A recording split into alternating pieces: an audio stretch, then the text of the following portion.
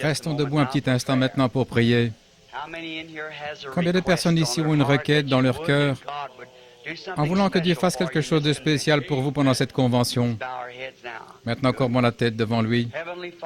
Père Céleste, nous sommes un peuple privilégié d'être rassemblés ici, au nom du Seigneur Jésus, dans un pays libre, où nous pouvons t'adorer selon ce que nous dicte notre conscience jusqu'à présent.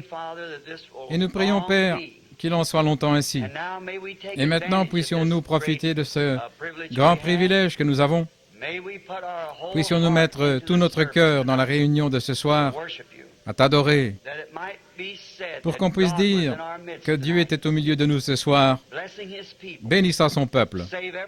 Sauve chaque âme perdue qui est ici ce soir, Seigneur. Et tous les rétrogrades puissent-ils revenir à la maison de Dieu. Je prie que tous les malades soient guéris, que les affligés marchent, que les aveugles voient, que les sourds entendent.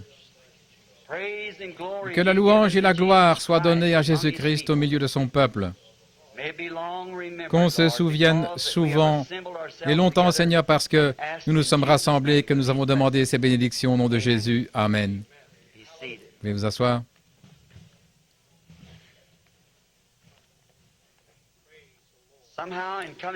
D'une manière ou l'autre, quand j'arrive au Ramadan, en un sens, c'est toujours un peu comme de rentrer à la maison, parce que j'y suis tellement venu que je pense qu'ils doivent vraiment commencer à me connaître.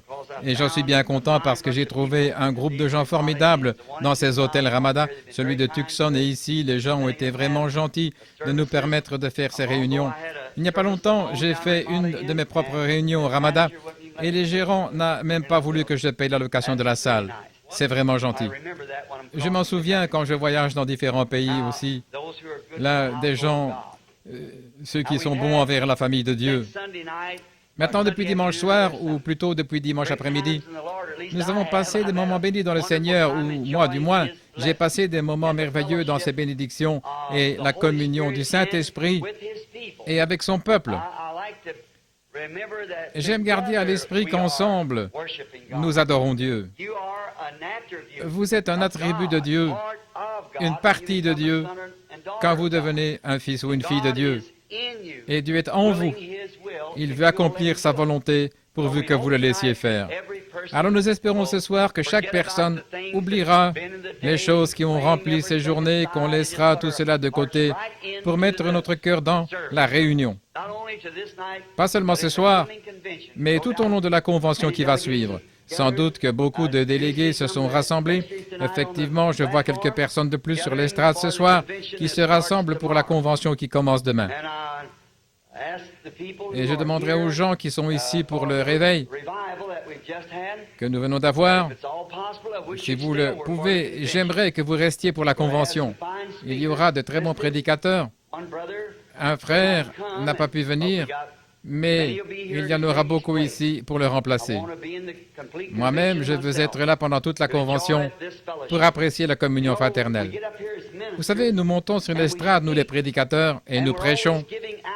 Et nous sommes toujours là à donner aux gens tout ce qu'il y a en nous. Une fois, j'ai prêché sur un sujet où Jésus avait dit « Considérez le lys. Il ne travaille ni ne file. Cependant, je vous dis que Salomon, dans toute sa gloire, n'était pas vêtu comme l'un d'eux. » Et je vois que le lys doit croître jour et nuit, filer, travailler pour être radieux. Mais il n'en retire aucune bénédiction pour lui-même. Il s'ouvre et le passant respire son parfum. L'abeille va chercher le miel qu'il a dans son cœur. Tout ce qu'il a acquis au prix de son travail, il le donne. Et c'est le titre que je donne à mon message, « Monsieur Révérend Lys ». Alors, c'est un sujet assez étrange, mais c'est ça. Les prédicateurs se donnent aux gens, et alors il est bon de s'asseoir et d'écouter les autres. C'est comme se chauffer près du feu. Nous aimons nous asseoir à la flamme les uns des autres et nous réchauffer le cœur de l'Évangile que nos frères prêchent aux gens. Et je suis reconnaissant d'avoir l'occasion de le faire. Et maintenant, J'espère que ce soir, Billy m'a dit qu'il avait distribué des cartes de prière, tout ce qu'il avait. Nous ne pourrions pas voir une ligne de prière même s'il le fallait. Voyez-vous, il faudrait que vous sortiez en faisant le détour par là, traverser un couloir sombre et arriver ici en bousculant tout. Ceux qui sont affligés et ceux qui sont infirmes seraient très mal en point d'avoir à faire cela. Mais nous ne savons pas ce que le Seigneur pourrait faire. Il se peut qu'il descende directement au milieu de nous ce soir et qu'il guérisse tous ceux qui sont ici de toute maladie. Oh, j'aimerais mieux voir ça que toutes les lignes de prière que j'ai eues dans ma vie. Juste de voir la souveraineté de Dieu descendre au milieu de ses enfants obéissants. C'est ce que j'aime toujours. Généralement, si on a un contact personnel avec les gens, par exemple l'imposition des mains, il est possible, je ne pense pas qu'il y en aurait beaucoup qui le feraient, que certains disent « tel prédicateur m'a imposé les mains et gloire à Dieu ». En faisant comme ça, alors les gens regardent à ce prédicateur-là. Mais si on peut simplement se tenir ici, prêcher la parole et laisser le Saint-Esprit guérir chacun, alors c'est absolument la grâce de Dieu. Et alors, Dieu en reçoit toute la louange, toute la gloire, et il n'y a pas l'ombre de quoi que ce soit pour personne d'autre. C'est comme ça que, dans mon ministère, je ne réussis pas à atteindre beaucoup de personnes, à moins. Bon, hier soir, nous avons essayé de prier pour le plus possible, mais quant à l'imposition des mains, c'est généralement le soir. Peut-être que le Saint-Esprit pourrait tout simplement venir au milieu de nous et commencer à se manifester, à se révéler parmi nous. Et c'est comme ça, je pense, que c'est réel. Quand il peut agir par souveraineté, voyez-vous, moi, je ne peux pas dire cet homme-ci ou cette femme-ci ou cet enfant-là, voyez-vous. C'est le Saint-Esprit qui se déplace dans la salle et qui parle à celui à qui il veut parler. Voyez-vous, ça, c'est souverain. Et alors, c'est comme ça que la connaissance vient, parce que c'est une promesse de Dieu, et c'est comme ça que la connaissance de Dieu vient dans sa souveraineté, et aussi cela amène sa présence parmi nous. Nous devrions le voir et nous réjouir. Et peu importe, vous dites, eh bien, j'avais une main infirme, j'étais là hier soir, je ne vais pas mieux. Ça n'a absolument aucun rapport. Pour vous, c'est déjà terminé. Vous ne regardez pas votre main à ce moment-là, vous regardez une promesse, voyez-vous. Par conséquent, vous ne pouvez pas dire, eh bien, frère, un tel n'a pas prié la prière de la foi ou telle et telle personne.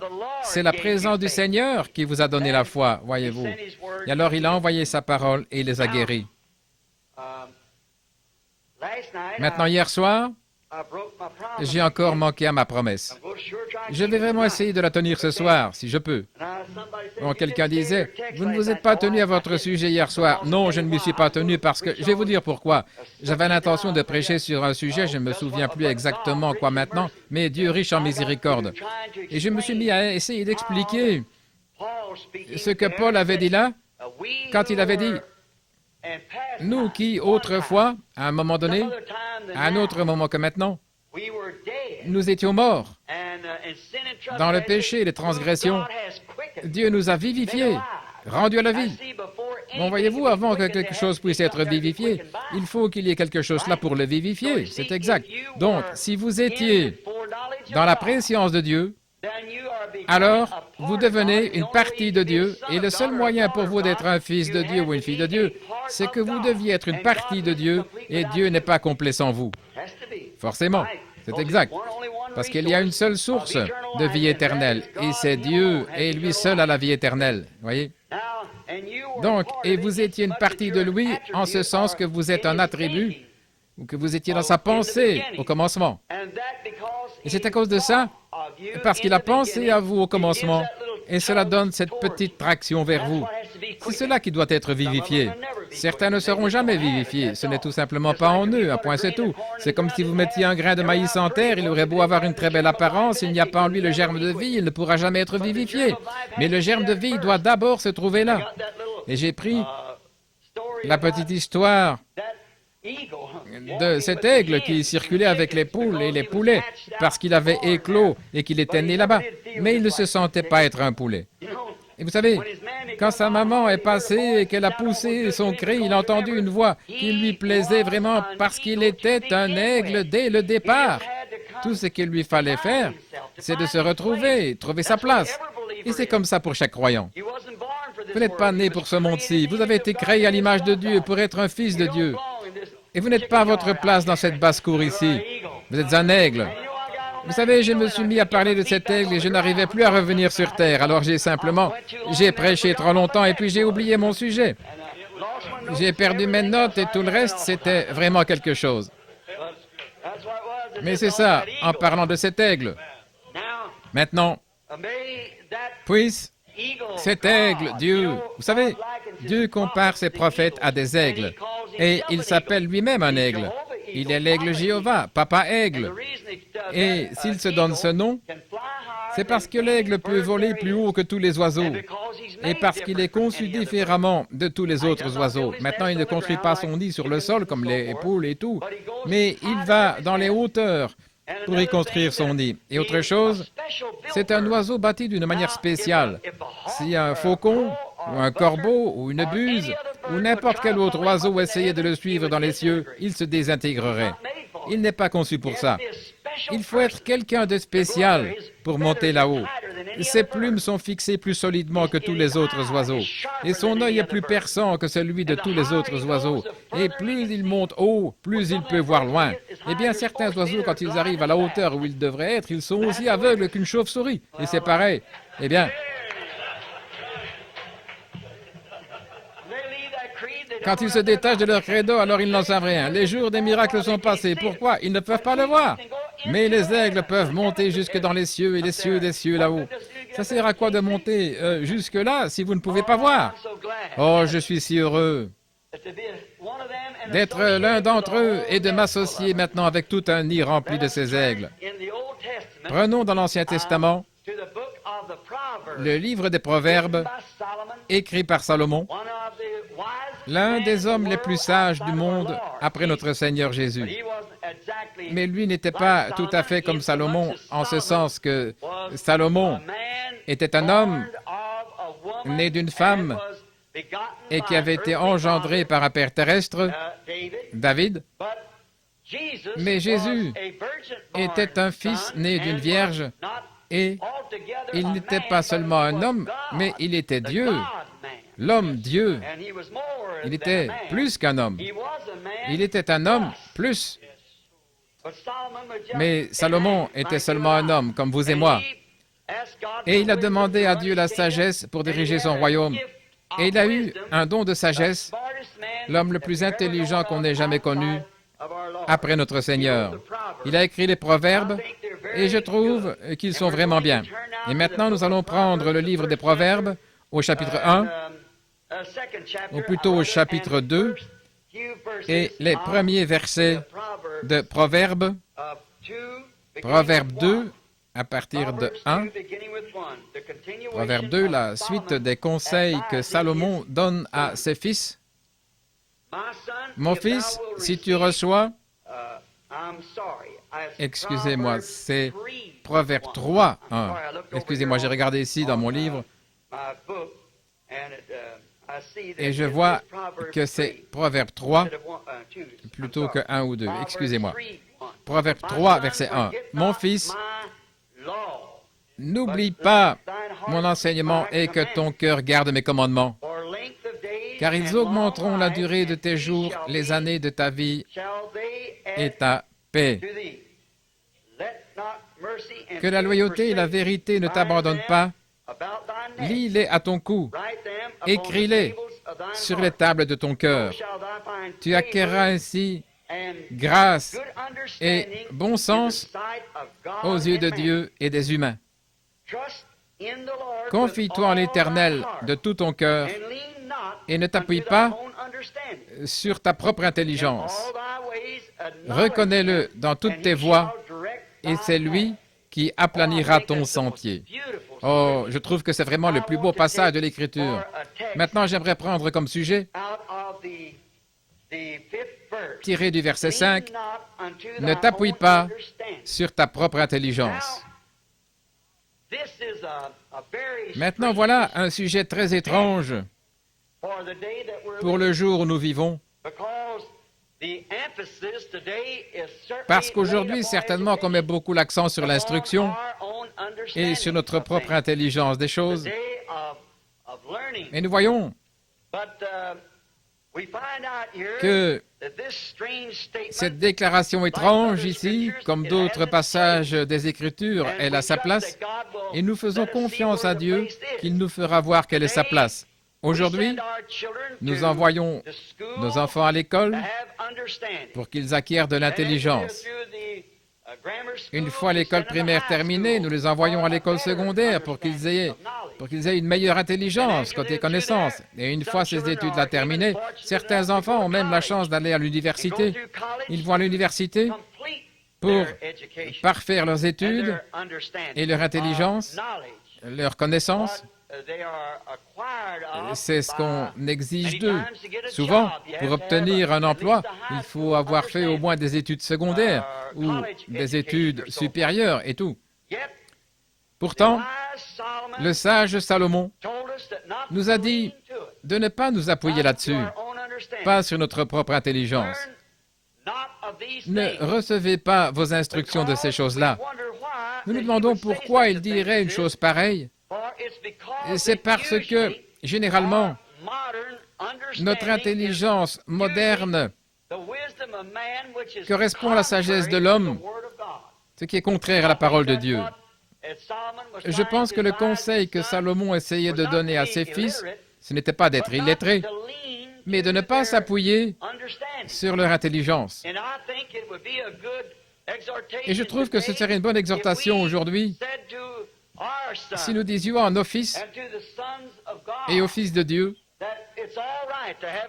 que c'est très bien d'avoir de l'instruction, il n'y a rien contre ça, mais quand cette instruction est contraire à la parole de Dieu, alors appuyez-vous sur la parole et laissez tomber votre instruction.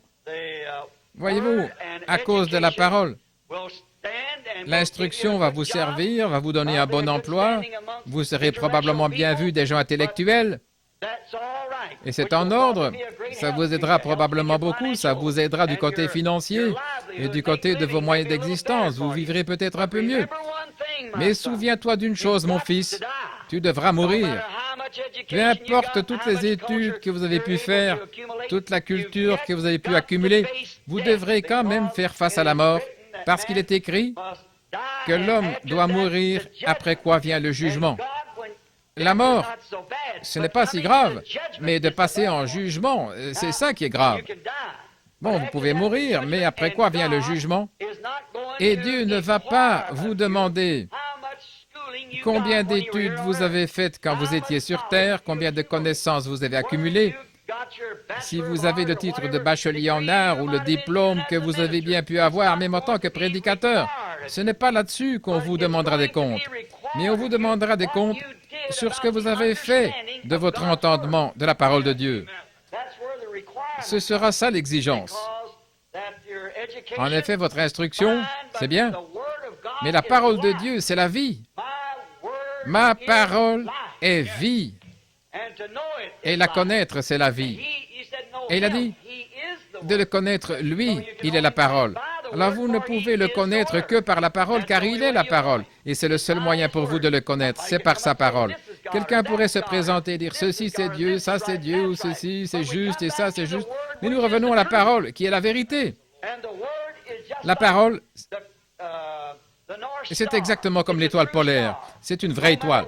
Peu importe de quel côté le monde peut flotter, l'étoile polaire est centrée par rapport à la Terre. Vous réglez votre boussole sur l'étoile polaire. Celle-ci est toujours au centre par rapport à la Terre. Les autres étoiles se déplacent avec le monde, mais l'étoile polaire reste stable. Maintenant, la boussole, c'est le Saint-Esprit. Et votre poteau d'attache, ce serait l'étoile polaire. Alors le Saint-Esprit vous dirigera toujours vers la parole. Le Saint-Esprit ne vous conduira jamais vers quoi que ce soit d'autre que la parole de Dieu. Alors comment un homme pourrait-il accepter un credo alors que c'est contraire à la parole et continuer quand même à prétendre avoir le Saint-Esprit? Le Saint-Esprit vous dirigerait dans une direction opposée à celle-là. Il faut le Saint-Esprit pour vous diriger vers la parole, car il est la parole. Il est la parole. Et de même que l'aiguille aimantée de la boussole peut seulement se diriger vers le pôle Nord, elle ne peut être attirée que dans cette direction-là, ainsi comme le Saint-Esprit est l'auteur de la parole et celui qui l'a écrite et qui la vivifie. comment peut-il diriger la personne vers quoi que ce soit d'autre que la parole? Alors quand quelqu'un prétend avoir le Saint-Esprit et qu'ils acceptent quelque chose qui est contraire à la parole, on peut voir que ce n'est pas le véritable Saint-Esprit qu'ils ont, voyez. Ça pourrait être un esprit, je ne dis pas le contraire, mais ce n'est pas le Saint-Esprit de Christ. Maintenant, vous savez, très souvent, les gens prennent les esprits les uns des autres. Et alors, avec ça, ils pourraient être dirigés comme un groupe d'hommes vers une certaine chose. Mais ils ne seront pas dirigés vers Christ. Mais le Saint-Esprit, lui, il dirige toujours vers Christ, et Christ est la parole. C'est ce que nous voyons très clairement dans la Bible. Enfin, moi, je le vois. Il se pourrait peut-être que je me trompe dans ma pensée, mais je ne pense pas. À cause de ceci, ne t'appuie pas sur ta propre intelligence des choses. Si vous vous appuyez sur votre propre intelligence, alors forcément que vous sortirez du bon chemin. Vous ne pouvez pas vous appuyer sur l'intelligence de personne d'autre quand il est question de la vie. Pour trouver la vie, vous devez vous appuyer sur la parole. C'est la vie. C'est ce que nous voyons dès le commencement. Il nous est montré très clairement, dès le commencement, que Dieu a donné à sa première famille sur la terre sa parole pour qu'elle en vive. Uniquement de sa parole. Bon, ce n'est pas en mangeant de la nourriture et tout, mais c'est de sa parole qu'il devait vivre éternellement. Et tant qu'il restait fidèle à la parole, il vivait éternellement. Mais dès qu'un petit bout de phrase de cette parole a été mal placé, toute la chaîne a été rompue et l'espèce humaine a été précipitée dans la mort. Voyez? Maintenant, remarquons. Ève, qui était sans doute une personne intelligente, la première, qui est venue directement d'Adam, lequel était le Fils de Dieu, et Ève, certainement, que comme elle se trouvait dans cette position où il n'y avait pas de péché, aucune place pour le péché, certainement qu'elle devait avoir une conception merveilleuse de ce que Dieu était. En effet, tous les après-midi, elle et son mari se promenaient dans la fraîcheur du jardin le soir et ils parlaient avec Dieu face à face.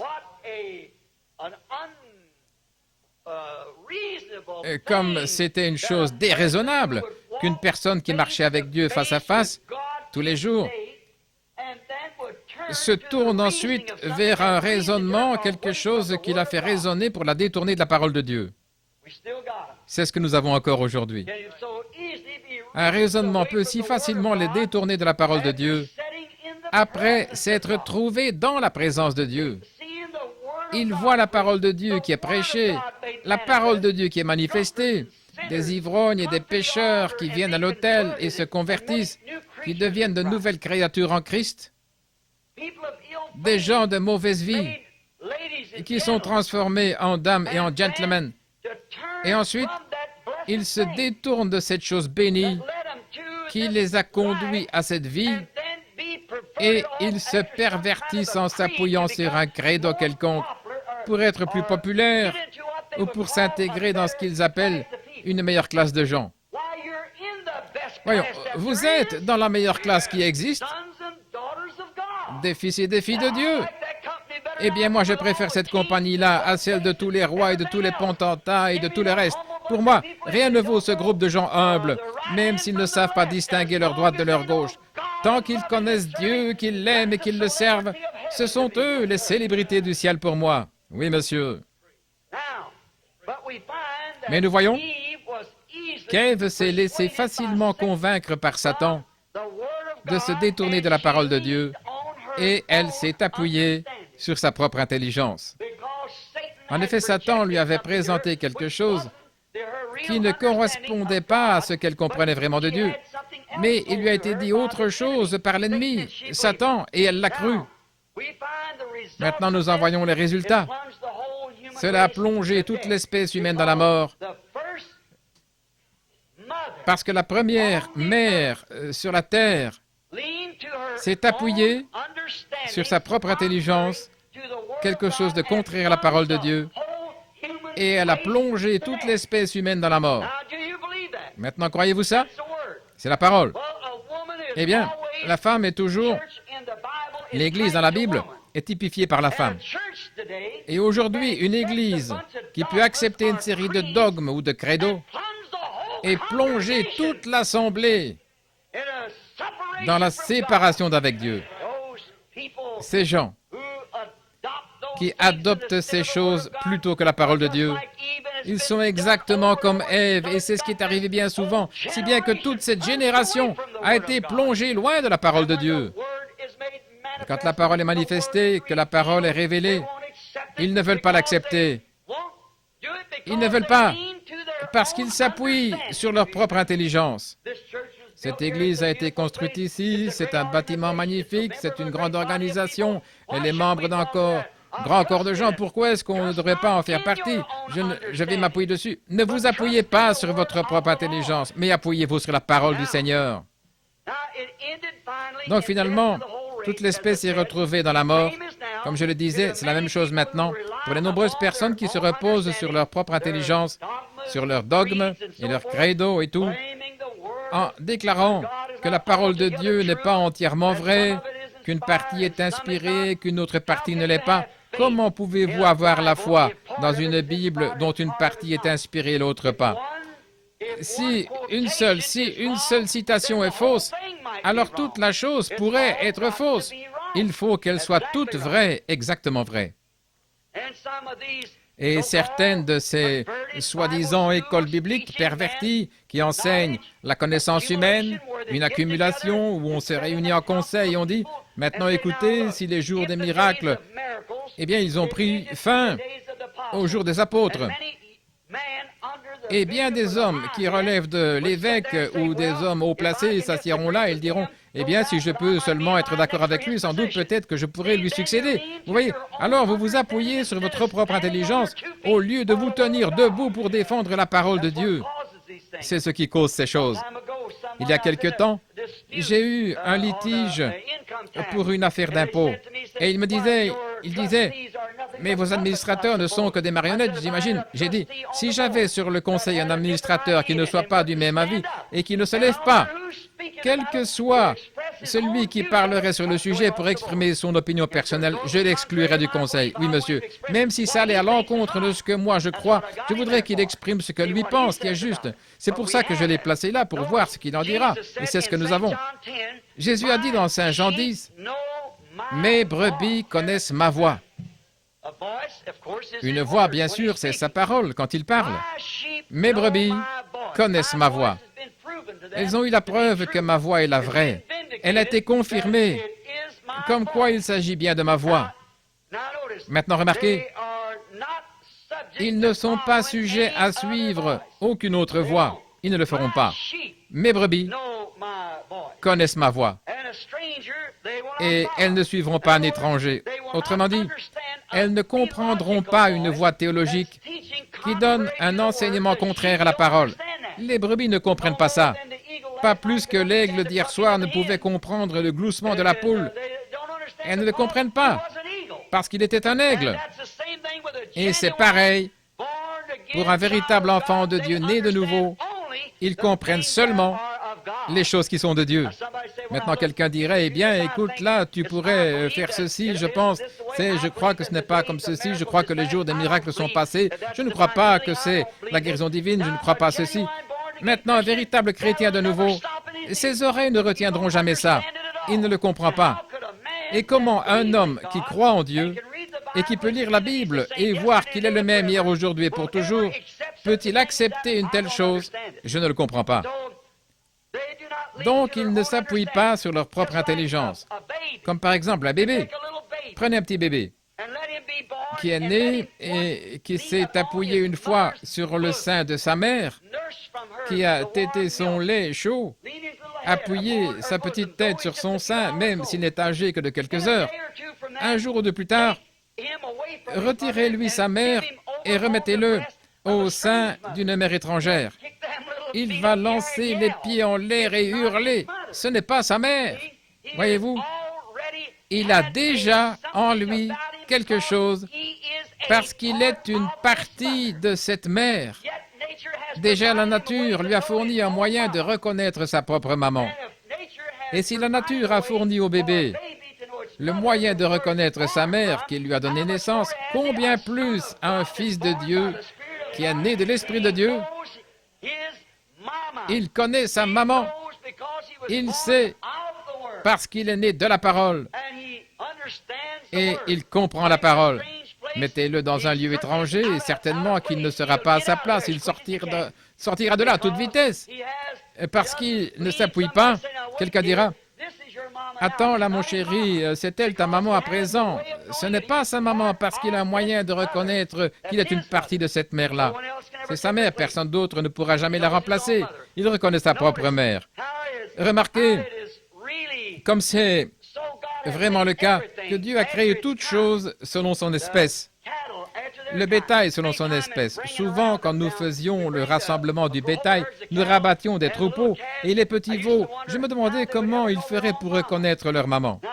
Elles descendaient des montagnes, toutes les bêtes mélangées, une vache qui est avec le veau, un petit veau affamé peut-être qu'il pourra téter un peu une autre mère s'il est vraiment affamé. Mais quand nous les arrêtons là dans la plaine, la maman va chercher son petit dans ce rassemblement de vaches et de veaux jusqu'à ce qu'elle le trouve et le veau court trouver sa mère. Elle connaît son petit gémissement et lui, il connaît son mugissement. Elle mugit parce qu'elle veut son veau et les autres mères mugissent, si bien qu'on ne s'entend même plus penser. Mais ce petit veau va aller vers cet appel particulier de sa mère parce qu'il fait partie de cette mère. Et un chrétien né de nouveau du ciel, il est une partie de cette parole. Exact. Il ne suivra pas une autre maman.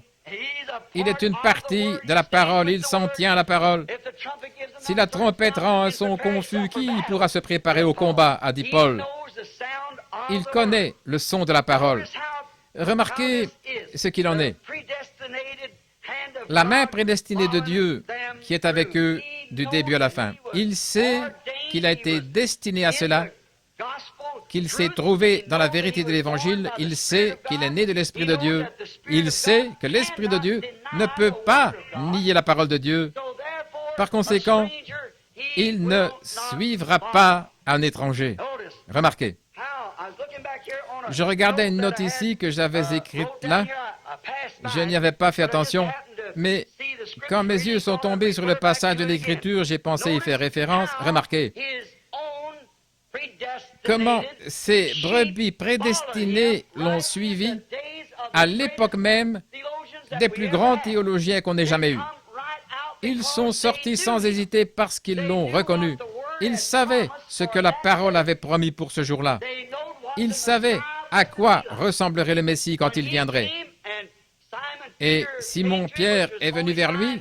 À ce moment-là, il n'était encore que Simon. André avait essayé de lui en parler.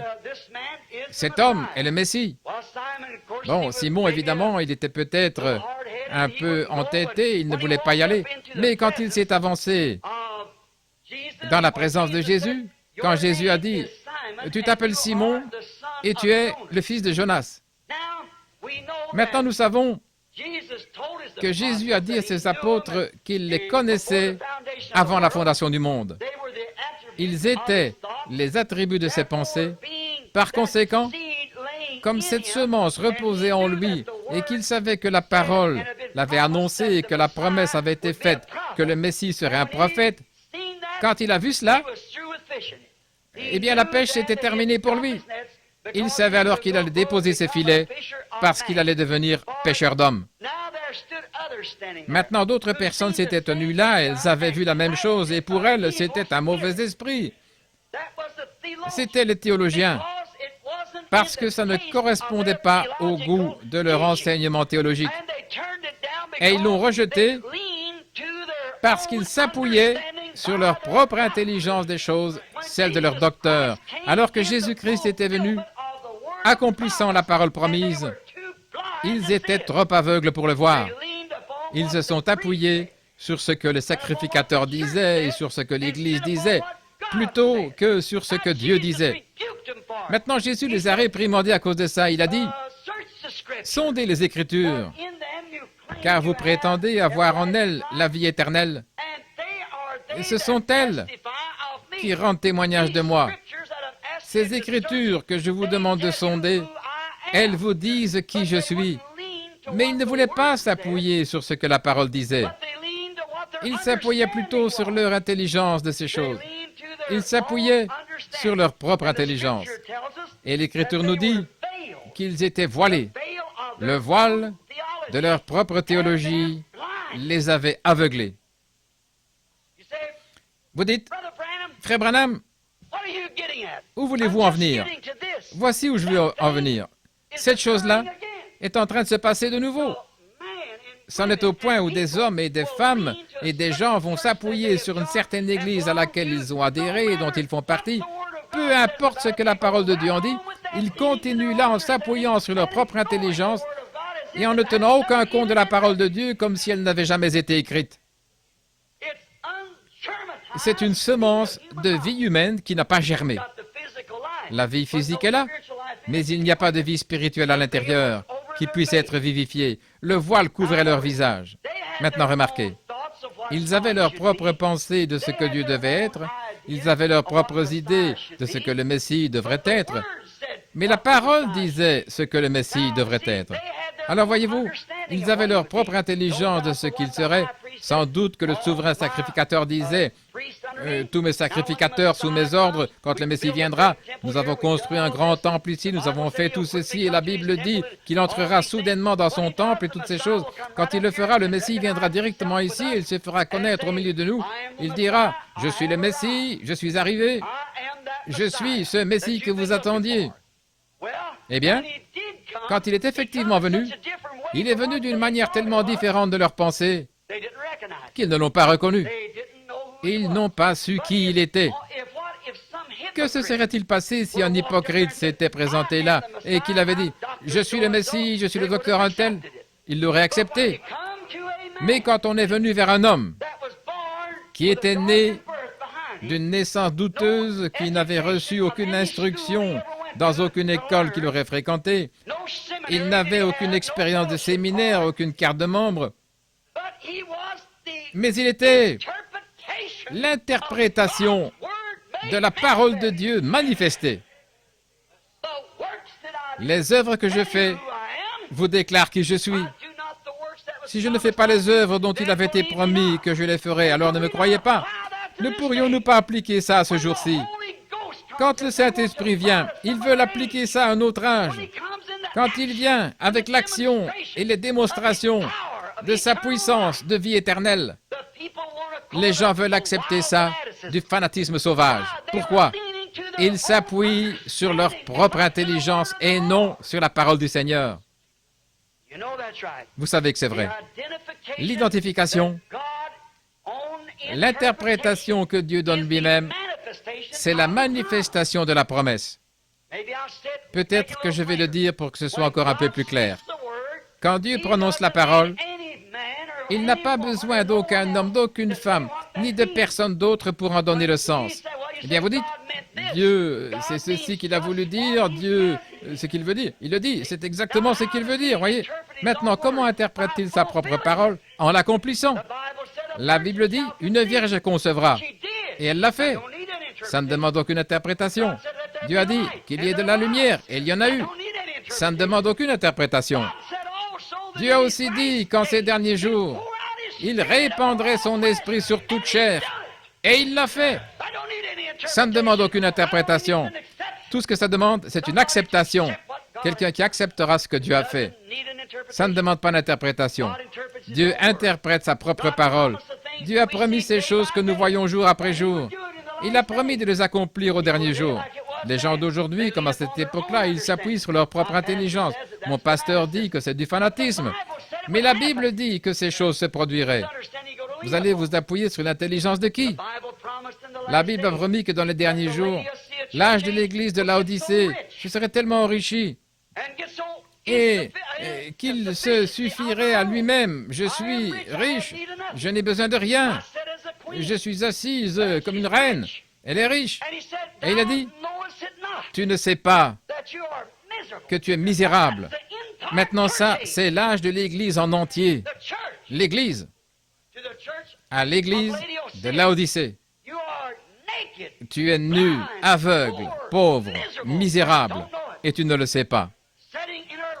Assise au milieu de ses richesses, des dizaines de milliers et de milliers de membres, les richesses du monde dans sa main presque. Si on met tout ça ensemble à ce jour, l'Église catholique et les protestants, alors qu'ils sont en train de s'unir, ils possèdent les richesses du monde. Notre pays est fauché ou presque. Nous empruntons sur des impôts qui seront perçus dans 40 ans, à ce qu'on me dit, selon ce qu'ils ont dit à l'émission Lifeline.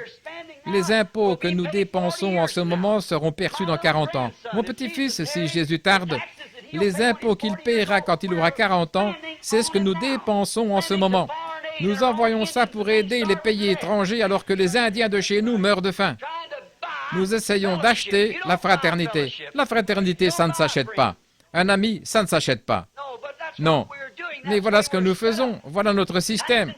Ils imposent les gens tout ce qu'ils peuvent récolter, des taxes. Et la dette de guerre que nous avons contractée ne sera pas réglée avant des centaines d'années encore, je suppose, à cause des politiciens. Nous ne devrions pas être dans cet état-là. Nous n'avons aucune raison d'en être là. Mais les églises, elles, se sont enrichies. Presque toutes les richesses du monde, dit la Bible, se trouvent dans l'Église catholique. C'est pour ça que la Russie l'a expulsé, que la Russie l'a excommunié.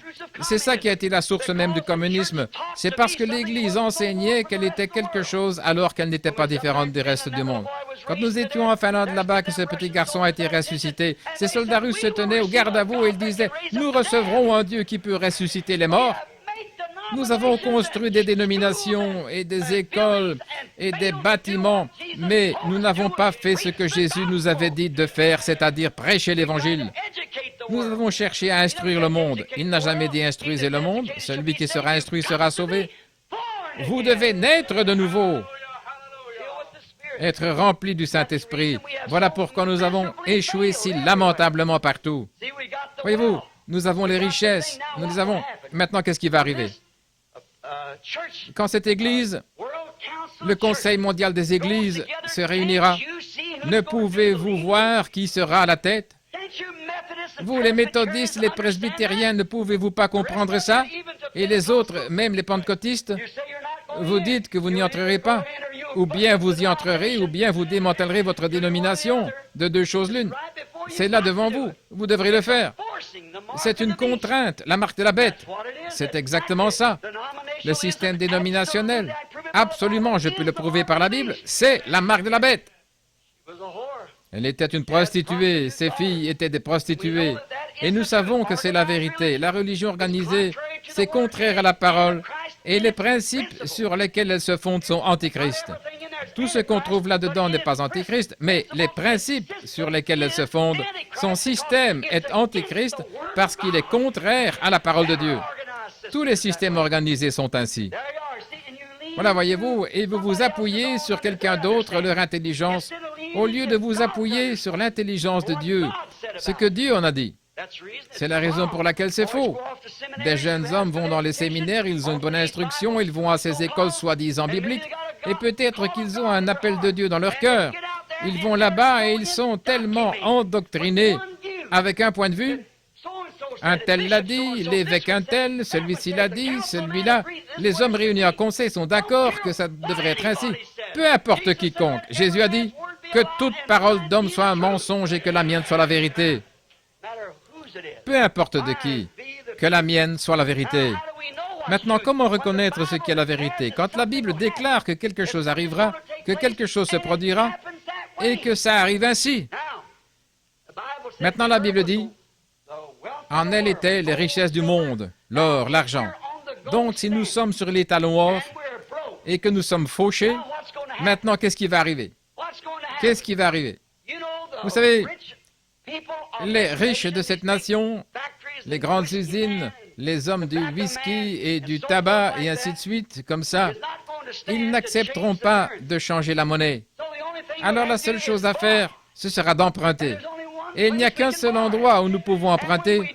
Et à ce moment-là, nous vendrons notre droit d'aînesse. C'est exact. Alors qu'allez-vous faire? Vous êtes la propriété de ce système. Et il n'y a plus rien à faire. Oh, les amis, vous pensez peut-être que je suis fou, mais quand la mort aura fait taire ma voix, ces bandes continueront à jouer et vous reconnaîtrez que ce que j'ai dit s'est accompli. Je serai la personne la plus stupide de prendre la position que j'ai prise, d'aller jusqu'à m'élever contre cette chose-là. Je serai contre Dieu, je serai contre tout ce qui est de Dieu si je faisais erreur dans mes opinions et dans mon appel. La chose serait contre Dieu. Mais si j'ai pris position, c'est parce que je le vois ici dans la parole. C'est la parole de Dieu. Et puis, j'en vois la confirmation, la vérité en être démontrée.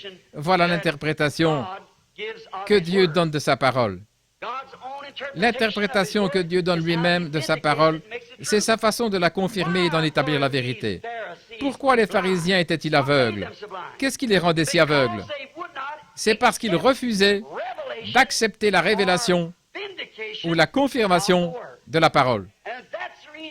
Et c'est la raison aujourd'hui pour laquelle les églises sont aveugles.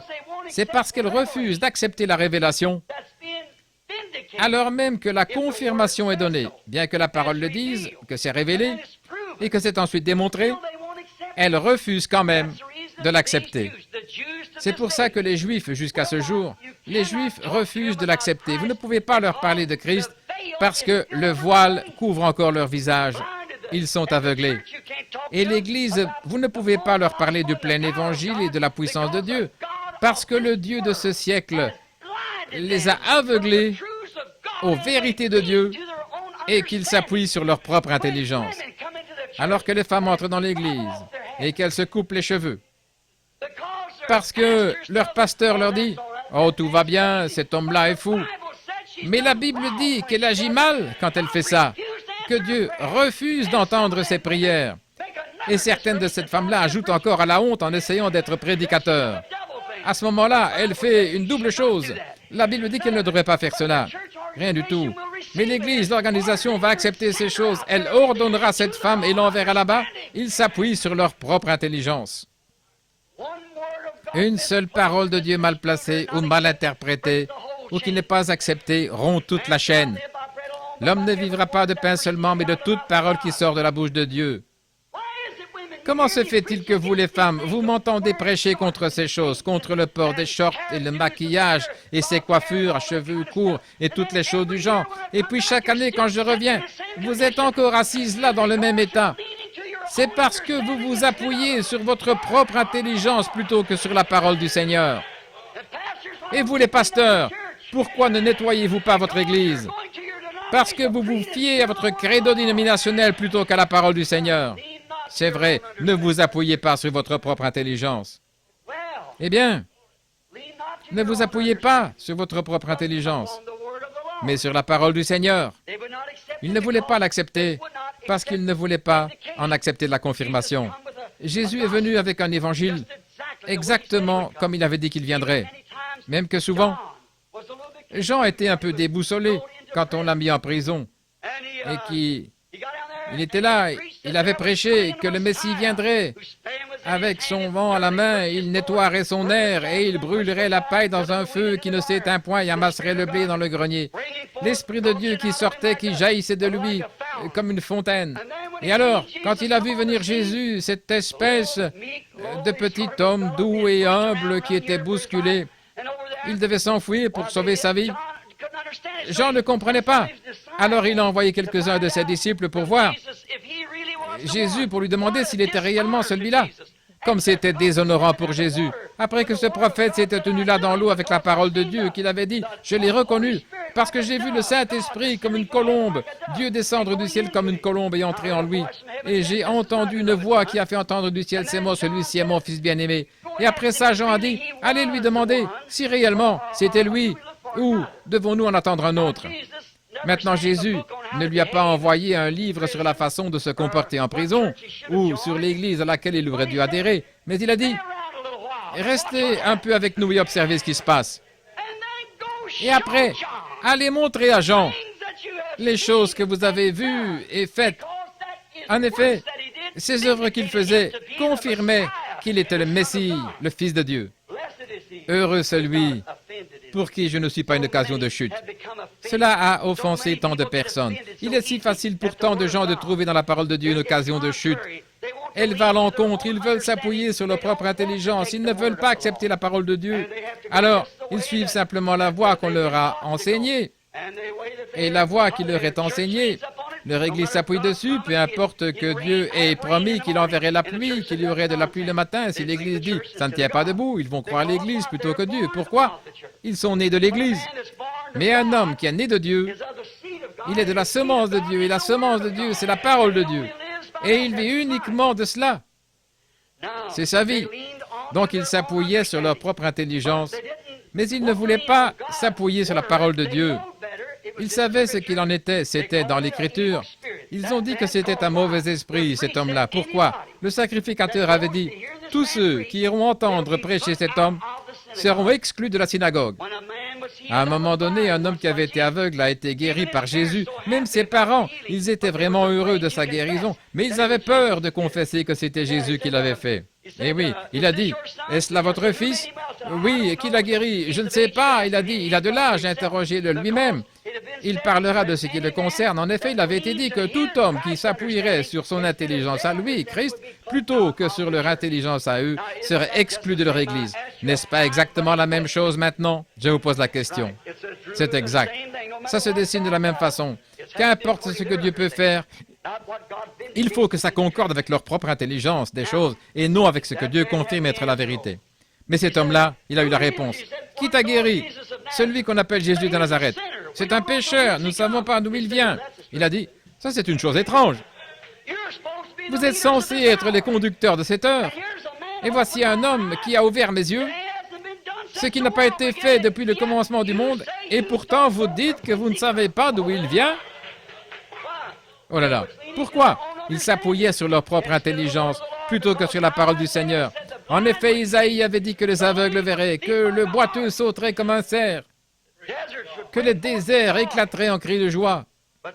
Mais voyez-vous, ils se sont appuyés sur leur propre intelligence et non sur la parole, sur leur propre système qu'ils avaient établi. Maintenant, remarquez, les églises d'aujourd'hui font pareil. Elles se sont formées une super race d'intelligence par leur système dénominationnel. Elles ont une super intelligence des choses, tellement qu'ils ne veulent pas que personne y touche, que personne n'entre à moins de faire partie de leur groupe. Ne me dites pas le contraire, j'habite à Tucson, en Arizona. Je suis arrivé là-bas il y a 3 ans. J'ai eu une rencontre avec le conseil des églises et j'ai dit, je ne suis pas venu pour commencer une église, je suis venu pour fraterniser avec vous, je suis venu pour vous aider, je suis missionnaire, évangéliste, c'est ce que je fais. Ils ont dit, êtes-vous venu pour commencer une église? J'ai dit, non monsieur, je suis venu, si je voulais une église, j'en ai une en Indiana. J'ai dit, je suis venu ici parce que le Seigneur m'a conduit à venir ici par une vision. Je vais rester ici quelque temps, à moins qu'il me conduise ailleurs, mais je ne suis pas venu pour commencer une église, je suis venu pour aider. Vous, les frères, ça fait 3 ans. Je n'ai été invité nulle part. Pourquoi? Parce qu'ils se sont réunis tout de suite après et qu'ils ont dit que tout homme qui me ferait venir derrière sa chair, qu'ils excommunieraient ce prédicateur-là. Voyez-vous pourquoi? Ils s'appuient sur leur propre intelligence. Certainement. Ceux-là, ce sont les soi-disant. Ils forment leur super intelligence. Si vous ne mettez pas votre nom sur le registre, vous êtes perdu. Un ministre me disait ça. Oh, vous dites, ça, c'était un imposteur, c'était un pentecôtiste. Jack Moore et moi, nous nous sommes assis là à l'écouter à Dallas, au Texas. Il disait qu'il allait devoir ôter un homme de leur registre. J'ai dit, pourquoi? Parce qu'il a fraternisé avec... Eh bien, ôtez-le. Eh bien, alors il sera perdu. J'ai dit, perdu? Il a dit, si son nom n'est pas dans le registre. J'ai dit, vous voulez dire que vous êtes surveillant général et que vous croyez ça? Il a dit, c'est la vérité. J'ai dit, raccrochez, monsieur. Ce n'est pas ça la grâce de Dieu, voyez-vous. Car par un seul esprit, nous avons tous été baptisés dans un seul corps et nous devenons membres de ce corps. Peu importe la marque que vous portez, ça n'a rien à voir. C'est par une naissance que vous êtes un chrétien, c'est le seul moyen. C'est le seul moyen pour vous d'en être un. Ce n'est pas par adhésion, par des credos, quoi que ce soit d'autre, mais par l'instruction, la théologie. Vous êtes un chrétien quand vous êtes né de nouveau. Et vous ne pouvez pas naître de nouveau, à moins d'avoir été élu à naître de nouveau. Car nul ne peut venir à moi si mon Père ne l'attire, et tous ceux que mon Père m'a donnés viendront. Amen. Je le ressusciterai au dernier jour. Ces grandes soi-disant écoles bibliques que nous avons, elles s'appuient sur leur propre savoir. Oh là là! Qu'importe ce que dit la parole, ils peuvent se l'expliquer tellement clairement, le faire croire à eux-mêmes et à ceux de leur espèce, que les jours des miracles sont passés. Ça n'existe pas, un prophète, des apôtres, ça n'existe pas, les dons de guérison et tout ça, ça n'existe pas. Toutes ces choses ont pris fin au jour de la Bible. Ils peuvent se faire croire cela. Vous savez, la Bible dit que vous pouvez croire un mensonge et être damné par lui. Voyez-vous, c'est l'exacte vérité. Peu importe ce que dit la parole de Dieu, ils s'appuient sur leur propre intelligence. Ils s'appuient dessus, ils y croient, ils pensent que c'est la vérité. Vous pouvez croire le même mensonge si souvent, si bien qu'à un moment donné, pour vous, ce sera la vérité. C'est exact.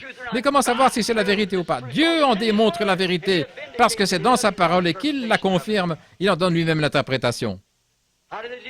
Comment font-ils pour en arriver là? Ils le font à cause de leur culture, de leur instruction, de l'intelligence, des choses qui leur est inculquées par un diplôme, doctorat, et tel séminaire qu'ils ont fréquenté et où ils ont appris ces choses. Mais regardez mes amis, écoutez, nulle part dans la Bible, il nous est demandé de comprendre.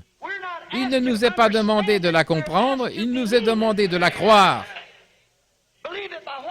La croire comment? Par la foi. Si vous la comprenez, alors cela annule la foi. Vous ne pouvez pas la comprendre, mais vous la croyez quand même. Si je pouvais comprendre Dieu, je n'aurais pas besoin de croire Dieu. Je ne comprends pas Dieu. Personne ne comprend Dieu. Je ne peux pas comprendre la parole de Dieu. Mais je l'accepte, je la crois. Il ne m'est pas demandé de la comprendre. Je n'ai été dans aucun séminaire, toute cette grande intelligence que l'homme connaît là-dessus. Tout ce que je sais, c'est que la Bible dit que Jésus-Christ est le même hier, aujourd'hui et pour toujours. Et c'est dans cette catégorie-là que je m'attends à le trouver. Je sais ce qu'il a promis de faire aujourd'hui. Je m'attends à ce qu'il le fasse et il le fait. C'est exact. Il a promis la grâce, je m'attends à la recevoir et je l'ai reçue. Il a promis la guérison, j'y crois, je l'ai accepté et je l'ai reçue. Maintenant, je ne veux pas prendre trop de votre temps, mais je voudrais vous demander une chose, si vous voulez être patient avec moi une minute, de considérer quelques-uns de ceux qui ne se sont pas appuyés sur leur propre intelligence, des personnages de la Bible, juste quelques-uns, qui ne se sont pas appuyés sur leur propre intelligence, quelle que soit l'intelligence de leur âge. Prenons par exemple Noé. Noé a vécu à une époque de grande recherche scientifique. C'est probablement au jour de Noé qu'ils ont construit les pyramides, ce qu'ils ne pourraient pas refaire aujourd'hui. Nous n'avons pas ce qu'il faut pour le faire, ce qu'il faut pour lever ces gros blocs de pierre là-haut. Ils n'y arriveraient pas aujourd'hui. À cette époque-là, ils avaient un genre de produit chimique qu'ils ajoutaient à la teinture et les vêtements ont gardé leur aspect naturel jusqu'à aujourd'hui. Ils avaient un liquide d'embaumement qui leur permettait de faire une momie. Ils n'arriverions pas à en faire aujourd'hui, même s'il le fallait. De nombreux arts se sont perdus. L'époque où il a vécu dans un âge scientifique, Jésus en a parlé. Il a dit qu'un âge comme celui-là réapparaîtrait avant son retour, car ce qui arriva du temps de Noé. Bon, vous êtes prêts à croire ça, n'est-ce pas? Croyez-vous que Jésus l'a dit? Croyez-vous que nous sommes revenus à cet âge-là? Maintenant ça, c'est dans le livre de Luc au chapitre 17, le verset 29. Maintenant, dans Luc 17, 30, il a dit, « Et ce qui arriva du temps de Lot, quand l'ange du Seigneur, maintenant il lisait la même Bible que nous. Retournez en arrière pour voir quel genre d'époque c'était avant la pluie de Noé. Retournez en arrière pour voir quel genre d'époque c'était avant que le monde soit détruit du temps de Lot. Voyez ce qu'il en était et vous verrez de quoi Jésus parlait. Au jour de Noé, les hommes mangeaient, buvaient, se mariaient, donnaient en mariage et ils ne se doutèrent de rien jusqu'à ce que Noé entre dans l'arche et que le déluge vienne et les emporte tous. Au jour de Lot, juste avant que le feu consume le monde, des nations, les sodomites, il y avait des homosexuels, des perversions et tout dans le monde. Et c'était un Los Angeles moderne. Non seulement un Los Angeles moderne, mais une réplique des États-Unis. Non seulement des États-Unis, mais du monde. Certainement que ça l'était, de la perversion. Les hommes avaient perdu leur source naturelle de vie et l'intelligence naturelle, leur bon sens. Ils s'étaient pervertis à cause d'un mauvais esprit qui avait changé tout le cours de leur vie naturelle et ils étaient possédés d'esprits démoniaques. Si ce n'est pas là la description du temps de Noé, je ne sais pas ce qui le sera. Et au jour de Lot, je veux dire, au jour de Noé aussi, Ils mangeaient, buvaient, se mariaient, les tribunaux de divorce se remplissaient et tout, c'était ainsi. Mais souvenez-vous, avant que le monde soit détruit, Abraham a été envoyé sur la face de la terre et il a reçu la promesse d'un fils. Et Abraham a rencontré Dieu à plusieurs étapes, un type de l'Église qui a rencontré Dieu. Mais juste avant la destruction et le retour du Fils promis, ou plutôt sa venue, la venue du Fils qui avait été promis, Dieu est descendu et il s'est manifesté dans une chair humaine, dans un homme, 3 hommes. Ils sont venus vers Lot. D'abord, ils sont venus à Abraham et ils se sont assis. Et Abraham a eu son nom changé d'Abraham en Abraham, de Sarai en Sarah. Et cet homme, celui qui parlait, Elohim, quand il est venu lui parler, qu'est-ce qu'il a dit? Il a dit, « Où est ta femme Sarah ?» Il a dit, « Elle est dans la tente derrière toi. » Il a dit, « Je te visiterai au temps de la vie. » Et elle a ri dans la tente derrière lui. Et il a dit, « Pourquoi Sarah a-t-elle ri ?» Vous voyez? Maintenant, il aurait ôté la vie à Sarah sur le champ pour avoir ri de sa parole. Mais il ne pouvait pas le faire, parce que Sarah était une partie d'Abraham. Et aujourd'hui, Jésus a dit, dans Luc au chapitre 17 et au verset 30, « Ce qui arriva du temps de Lot arrivera de même au temps de la fin, quand le Fils de l'homme, maintenant souvenez-vous, Fils de l'homme, c'est un prophète. Jéhovah a appelé Ézéchiel Fils de l'homme. Et Jésus est venu avec 3 noms. Fils de l'homme, Fils de David, Fils de Dieu. Il se donnait le nom de Fils de l'homme pour que les gens comprennent, parce qu'il était ce prophète que le Seigneur Dieu devait susciter. Maintenant remarquez, qu'a-t-il promis ensuite? Que le Fils de l'homme se révélerait de nouveau, juste avant ce temps-là, avant le feu. Et ce signe-là a été le dernier qu'Abraham a vu avant l'arrivée du Fils promis. Et il est redevenu un jeune homme, et elle, une jeune femme. Maintenant, remarquez, c'est précisément ce que dit l'Écriture maintenant. Nous devons nous attendre à cela. Et alors, si nous voyons le monde dans la perversion, et les choses qu'on y trouve aujourd'hui et la façon dont ça se passe, alors comment pouvons-nous dire que cette partie-là est vraie et ne pas dire que l'autre aussi est vraie? C'est parce que quelqu'un vous appuyez sur leur intelligence et non sur l'intelligence du prince de la vie, qui était cette personne avec eux à la porte de Sodome. Maintenant, nous remarquons, nous ne nous appuyons pas sur notre propre intelligence. Noé ne s'est pas appuyé sur son intelligence. C'était un grand âge de science, mais il ne s'est pas appuyé sur l'intelligence de son époque. Mais il s'est appuyé sur la promesse de Dieu. Et il a agi par la puissance de Dieu. Il a préparé une arche pour sauver sa famille. Alors que c'était absolument contraire au bon sens. Il n'y avait pas d'eau là-haut, il n'y en avait jamais eu. Mais il savait que si Dieu avait dit qu'il y en aurait, il y en aurait. Alors il ne s'est pas appuyé sur sa propre intelligence, mais c'est par la foi qu'il a agi, selon la parole de la promesse de Dieu. L'Esprit l'a poussé et il l'a fait. Abraham, il ne s'est pas appuyé sur l'intelligence qu'il avait de la vie humaine. Sa femme, il l'avait épousée à l'âge d'environ 17 ans. Et il était maintenant âgé de 75 ans, et elle de 65 ans. Elle était de 10 ans plus jeune que lui. Mais Abraham ne s'est pas appuyé sur son intelligence quand Dieu a dit qu'il lui donnerait un fils par Sarah. Mais il appelait toute preuve scientifique qui était contraire à la parole de Dieu, tout savoir qui ne se trouvait pas dans la parole de Dieu, comme si ça n'existait pas. Et il a donné la louange à Dieu. Il était fort. Il lui donnait la louange. Il n'a même pas considéré, regardé à son propre corps, ni à l'état du corps de Sarah, et son corps non plus. Il n'a rien considéré, mais il s'est appuyé sur la promesse de Dieu.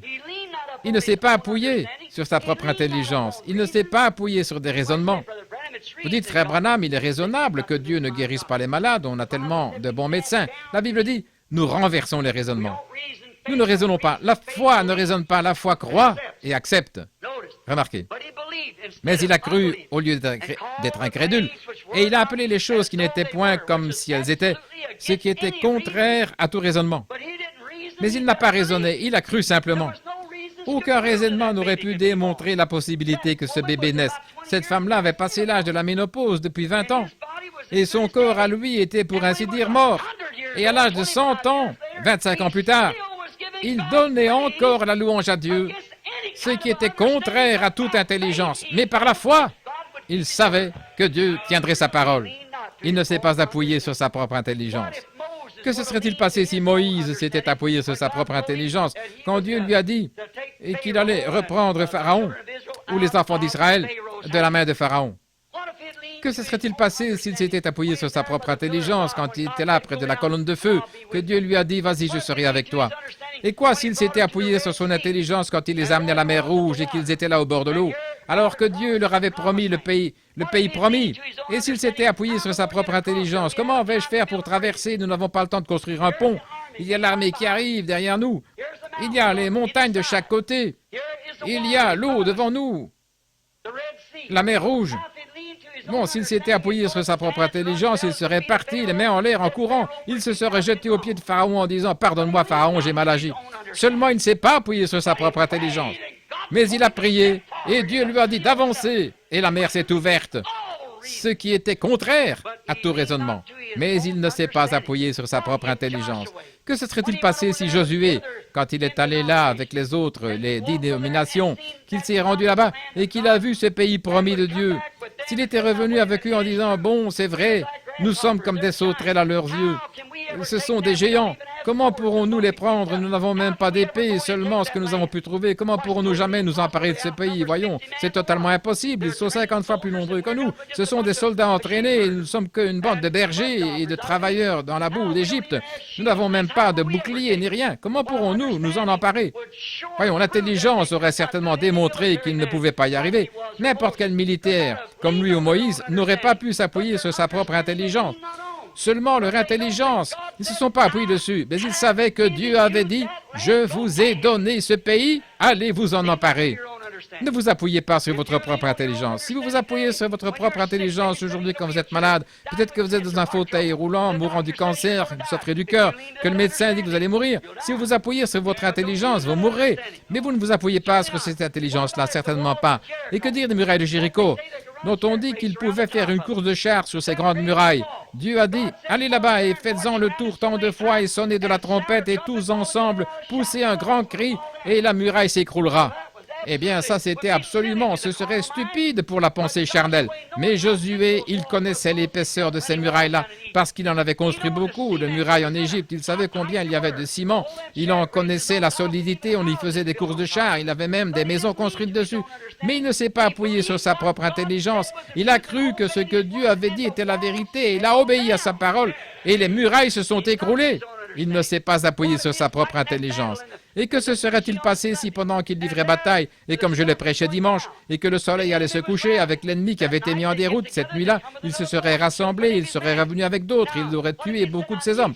Alors que se serait-il passé s'il avait dit « J'ai besoin de la lumière du jour, il me faut encore la lumière du soleil ». Bon, un instant, Dieu a établi cet ordre-là, le soleil, la terre tourne. Maintenant, si je disais au soleil de s'arrêter, peut-être que si la terre s'arrêtait maintenant, elle perdrait sa force de gravitation, je tomberais. Mais il n'a pas écouté son intelligence, tout ce qu'il a dit c'est « Soleil, arrête-toi ! Et toi, lune, reste où tu es !» Et ils lui ont obéi. Il ne s'est pas appuyé sur sa propre intelligence, mais il s'est appuyé sur la promesse de Dieu. « Je t'ai donné ce pays, va t'en emparer. » Il vous a donné la promesse du Saint-Esprit. Vous pouvez l'avoir pendant cette convention, vous pouvez l'avoir maintenant. Ne vous appuyez pas sur « Tu sais, je suis fatigué, j'ai trop mangé pour souper, je n'aimerais pas que j'en me voie. Oh, miséricorde !» Vous vous appuyez sur votre propre intelligence. La promesse est pour vous et pour les enfants de vos enfants, pour ceux qui sont au loin, en aussi grand nombre que le Seigneur notre Dieu les appellera. Le médecin m'a dit que j'allais mourir, il m'a examiné, il a dit que j'avais ce cancer, que j'avais ceci, je suis condamné. Ne t'appuie pas sur cette intelligence-là. Dieu est le Seigneur ton Dieu qui guérit toutes tes maladies. Alors ne t'appuie pas sur cette intelligence-là, sur l'intelligence d'un homme. Appuie-toi sur l'intelligence de Dieu. Que dire de Samson? Là, dans les champs, quand les Philistins, 1000 hommes se sont jetés sur lui. Et il était là, un petit gars, pas plus haut que ça. Il ne s'y connaissait pas dans le maniement de l'épée, parce qu'il ne savait pas, il n'avait pas de formation militaire. Il avait l'air d'un petit efféminé, avec cette tresse qui pendait. Le fils à maman, qui se tenait là, et voici 1000 Philistins qui arrivent. Eh bien, il n'avait rien à la main, il a regardé par terre, il a trouvé une mâchoire de mule blanchie et il l'a ramassée. Et maintenant, il dit, voyons, je ne ferai pas grand-chose avec ça, parce que les casques qu'ils ont, ces Philistins, tous ces soldats, ils ont tous des lances, ils ont tous des cuirasses, et leurs casques pèsent 7 ou 8 kilos. Ce sont de grands gaillards déterminés. Si jamais je frappais un de ces casques-là avec cette mâchoire fragile, elle se casserait en morceaux. Il ne s'est pas appuyé sur son intelligence. Il a tout simplement pris ce qu'il avait à la main et il s'est mis à frapper les Philistins. Et après en avoir abattu 1000, il avait encore la mâchoire à la main. Amen. Ce que la théologie des hommes en dit, ça m'est égal. Ne vous appuyez pas là-dessus. Appuyez-vous sur la parole de Dieu. Jésus-Christ est le même hier, aujourd'hui et pour toujours. Certainement, il le croyait. Que se serait-il passé si David avait écouté la théologie de Saül? Goliath était là-bas qui se glorifiait et tout le monde avait peur. Saül, qui dépassait d'une tête toute l'armée. Goliath disait que quelqu'un vienne donc se battre contre moi. Il n'est pas utile que nous mourions tous. Si je vous tue, alors vous nous servirez. Et si vous me tuez, eh bien, c'est nous qui vous servirons. C'est parce qu'il tenait là le haut du pavé. C'est comme ça que le diable aime faire quand il a tout son séminaire avec lui, qu'ils sont tous là quand il se présente, voyez-vous. Ce brave petit David, il se promenait là avec un morceau de peau de mouton sur le dos, le teint rosé, les épaules tombantes, un petit gars de 50-55 kilos. Il a dit, n'allez pas me dire que l'armée du Dieu vivant, qui est liée à une alliance par circoncision, va rester là et laisser ce Philistin incirconcis défier l'armée du Dieu vivant. Saül a dit, viens ici mon garçon. J'admire ton courage, mais les jours des miracles sont passés. On n'a rien de tout ça, tu vois. Et je vais te dire quelque chose. Quelle carte de membre as-tu à me montrer? Tu n'as même pas d'armure, tu n'as rien d'autre qu'une fronde à la main, tu vois. Tu n'as pas de doctorat en philosophie ou en droit. Comment vas-tu faire? Cet homme-là est un guerrier. Il a un double doctorat en théologie, en droit, en philosophie et quoi encore. Il a tellement de diplômes qu'il pourrait en tapisser un mur. Et toi, qui es-tu? Un berger? Il a dit, mais je voudrais te dire quelque chose. Il a dit, sais-tu quoi? Je faisais paître les brebis de mon père. Et un lion est venu en enlever une et il est parti avec. Et j'ai pris cette petite fronde et j'ai couru après, je l'ai mis à terre. J'ai arraché l'agneau de sa gueule et alors il s'est dressé contre moi et j'ai simplement pris mon couteau et je l'ai tué. Je suis reparti et là un ours est venu enlever cette brebis. Il l'a prise, il est parti avec, je l'ai tué aussi. Il dit maintenant, le Dieu, pas mon doctorat en philosophie, pas ma propre intelligence, je ne peux pas t'expliquer comment je fais. Je ne sais pas comment la chose se fait, mais le Dieu, amen. Le Dieu qui m'a délivré de la patte de l'ours et du lion, combien plus il me délivrera de la main de ce Philistin incirconcis. Un évêque, Saül, a dit, tu sais, je crois que tu as un appel, mon garçon. Je vais te dire, si tu viens ici, je vais te montrer comment te battre en duel, tu vois. Je vais te dire, je suis docteur, alors mets donc mon armure. Je vais te revêtir. David s'est tenu là et ils lui ont donné un doctorat en philosophie ou en théologie. Et le pauvre petit ne pouvait même plus bouger.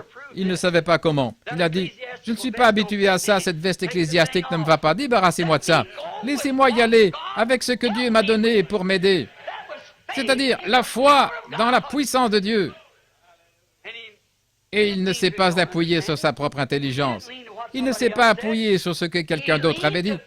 Il s'est appuyé sur la foi. En effet, il savait que si Dieu l'avait délivré de la patte de l'ours, combien plus il le délivrerait de ce Philistin. Eh bien, si Dieu vous a aimé assez pour vous retirer du péché et pour vous remplir du Saint-Esprit, qu'est-ce que vous avez, pauvres faiblards, partout dans le pays?